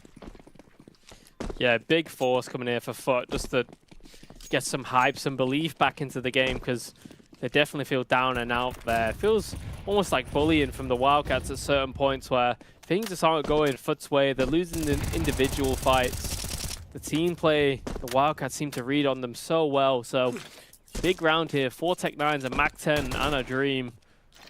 Bit of a set piece. It's a bit of a fake towards top middle. Well, I mean, Cat is going to run up here. No, he's given up on that one. Didn't want to press the issue too much. Just try and find a straggler. The rest of FUT is going to move in. All the way up Banana. It's basically just your average hit here for them. Can they make it work here on this first round? Second round, sorry. It would be very important for them if they did. Out come the nades. One of them blocked. Should be absolutely fine for them to get in at the very least. Can they be held off? Kadnix gets 1-2. He's backed behind the corner, waiting for teammates to come and join him now. He's going to get overwhelmed, but hopefully the rest of his team can start to get something back in their favor. They can't. None of them managed to capitalize off of the manhunt going on there, and we're just going to have to retake, and Ents can't find anything. Darren Deli's there with a trade, but he gets headshot. He's down to 29 HP. Good play from Cats to stay behind the corner, but it's finished off by Skollen, and you felt like it might have just gone in the favor of FUT there, but it does not happen. It's the hope that kills you. They got into such great positions there. Wildcats overextend, fighting for the bomb site. They had that advantage in Bristol with the confidence they have. FUT punish, but then just falls apart slowly there at the end. Skollen, once again, doing such good work for his team, stepping up when they need. Always seems to be in that last man alive scenario for them, and gets it converted. Now FUT, desperate as ever. Galil's coming out. Single AK-47 on Cat Reeds. Bushido Wildcats will be most likely aware of this. They know they're going to have to get something done, so might change up their approach here, be a little bit more passive, playing more for that information. Yeah, maybe so. The Bushido Wildcats, of course, only 3 left to get done. And they would be straight into the grand finals. And I'm sure the GANK are watching this thinking, oh god. This is a little bit scary. Yeah, especially they have like a week to prepare for this, so both teams, both sets of coaches will be extensively watching these VODs, able to work out how the team's playing. So far from the Wildcats, like I said, it's a very simple, effective CS. Yeah. Playing well together. Nice little setup here. Triple man setup on porch. Have the perfect read. FUT not able to get anything done with this. No. I'm going to try and back away. Oh, that's good though. Good start.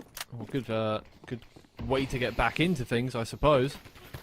Smoke down. Cadnix is going to try and move in, but his teammate is still a little ways away, going around the long. He finds the first though. Yeah, revealed him with the bullets through the smoke and got the kill done. These guys want to come out together, try and get a trade off each other. They know that these two are going to be lying in wait for this smoke. Seeing if they can find anything. Time is ticking down. They need to make a move now, or they need to back off. And it looks like it is the latter.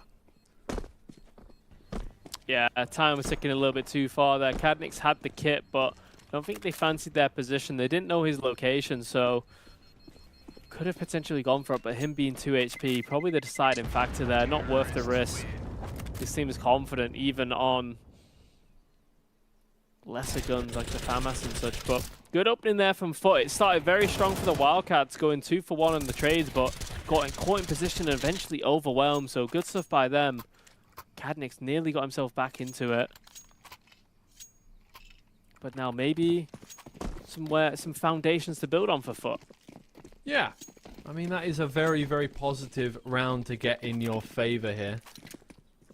Again, you know, it's already looking a bit dire, but if nothing else, a positive outcome would definitely be a good idea. Look, I mean, 3rd place, you're still walking away with well, 3rd to 4th, I suppose, a semi-finalist finish. You're still walking away with $1,250. So I'm not going to be too unhappy about that, but of course the grand prize is $5,000, and Bushido Wildcats will be looking to capitalize on that as much as possible.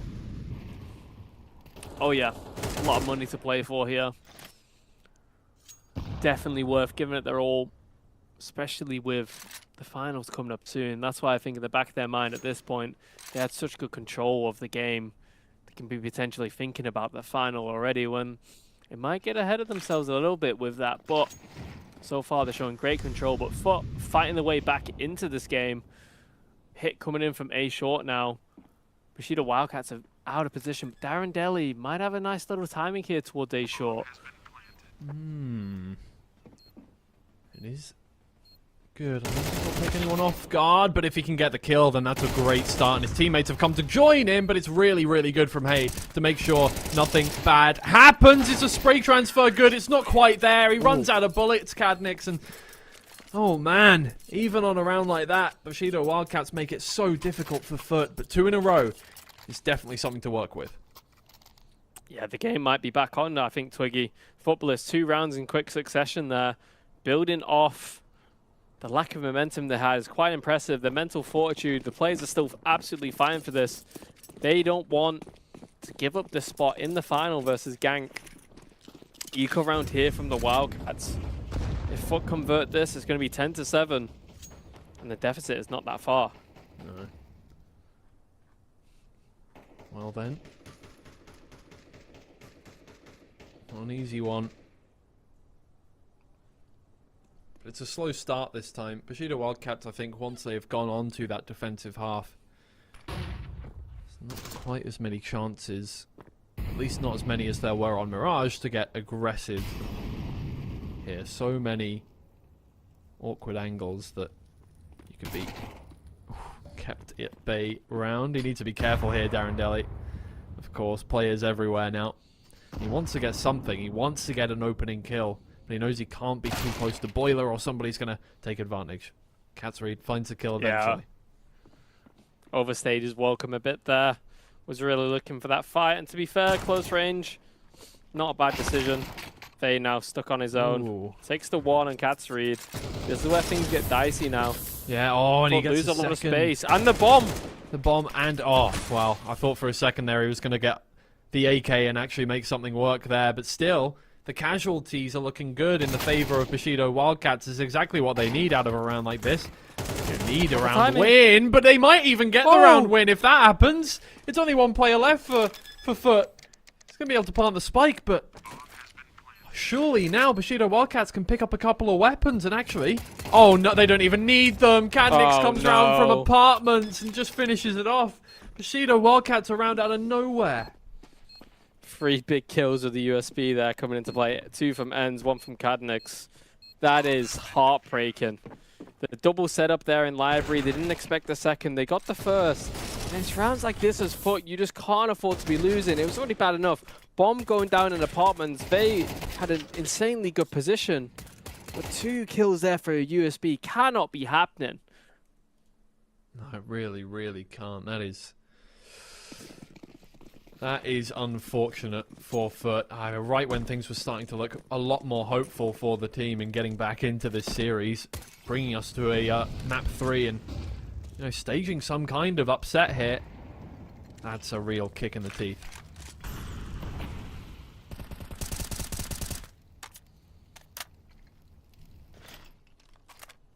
Scotland trying to see what I can do here. Good nade in.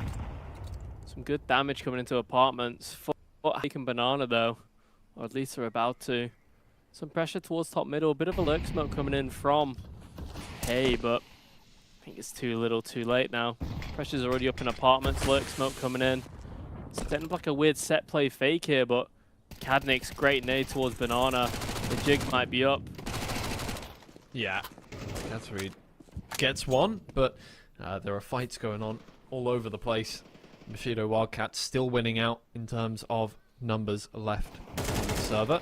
Cadnix is just ready for Cats to walk up through CT, get taken out.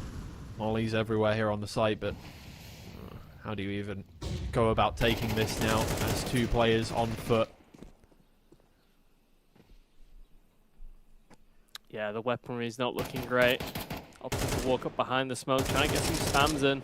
Maybe can make something happen, but Cadnix is wiser. Takes down 1. 1 to Hey, 1 versus 4. Missed shot by Vey. Not able to capitalize. Enz cleans it up, and it's 12-6 for the Bushido Wildcats.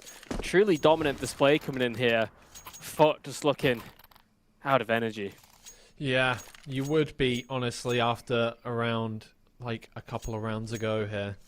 I think already off the first map, you're thinking, oh, God, there's just, there's just no way, right? How are we even gonna, not in a genuine, like, oh, well, it's over, but, like, in a way that's just like, do we really have to come up against these guys in the semi-finals? Prime Darren Deli. Yeah. In the peak of his ability, maybe, who knows? Maybe he's had better performances. I find that hard to believe, I'm not gonna lie. It should be over now. It is just 1 player left, and it will not be enough, I don't think, to take the map. Oh my lord, he does his best, but it's 13-6 in the end. Are you kidding me? Bushido Wildcats get it done. 2-0. They'll be heading to the finals against GANK in about a week's time, and they fully deserve their place there after those 2 maps. Yeah, truly dominant display from the Wildcats. Darren Deli even there. I think he ended the game, with about 20 kills as well. So insane performance from him over the 2 maps there. But the Wildcats just looked a different class to footballists. Let's be honest, that was a complete domination that we saw from start to finish. Even on the ecos, they were making it so close. So what a performance, and then I'm sure them happy to go into the grand finals versus GANK. Yeah, for sure. I mean, they definitely deserve their place there, and I think GANK need to take a good look at that VOD and just know what they're up against more than anything, right? I don't think there's anything to take away from it in terms of strategy. I just think it is one of those where you need to be fully aware and ready for that game, because I feel like on that first map, definitely FUT were not. They just weren't thinking it was going to be that one-sided, and it took them by surprise, and they got steamrolled on that first map. Unfortunately, we're going to be saying goodbye to FUT here. We've already said, of course, goodbye to MISA as well, but both of them will be taking away $1,250 US in prize pool, so they'll be more than happy to get that one done. And then the finals are going to be coming up it is 1 week's time. November 14th is when those are going to be happening. Best of 5. The second place finisher gets $2,500 and first place $5,000. But I mean, what a performance from Bushido Wildcats. You find it hard to think of a way they could have done much better. Yeah, I know. It's absolute domination, nearly flawless, you could argue. Obviously, a few rounds not going the way. You lose a pistol round, but that is just the nature of the game. So really impressive from across the board, because obviously we mentioned Darren Daly, but Cadnix as well this map had his moments, had some great effective gameplay, and then just not able to get much going. They had that instance, the double pause coming in the defense really showed the desperation to get things going. Obviously they knew it was not in their favor, but they gave it their best. But unfortunately the Wildcats were just too strong, and I'm sure they're confident after the finals versus GANK. Yeah, I would be as well, definitely, after something like that. I mean, look, their quarterfinalist performance, 13-0, 13-3, moving through into the semi-finals, not much worse whatsoever, 13-2, 13-6. You'd be very happy with a performance like that, and it's going to be an exciting grand finals either way. I mean, I think both of these teams are definitely up for it, but GANK, I think, are definitely the team that need to prepare a little more. Either way, though, that will be it from myself and from Eccles today. We will see you again in about a week's time for the grand finals. It's going to be a good time. I hope you guys will join us for that one as well. But for now, goodbye and good night.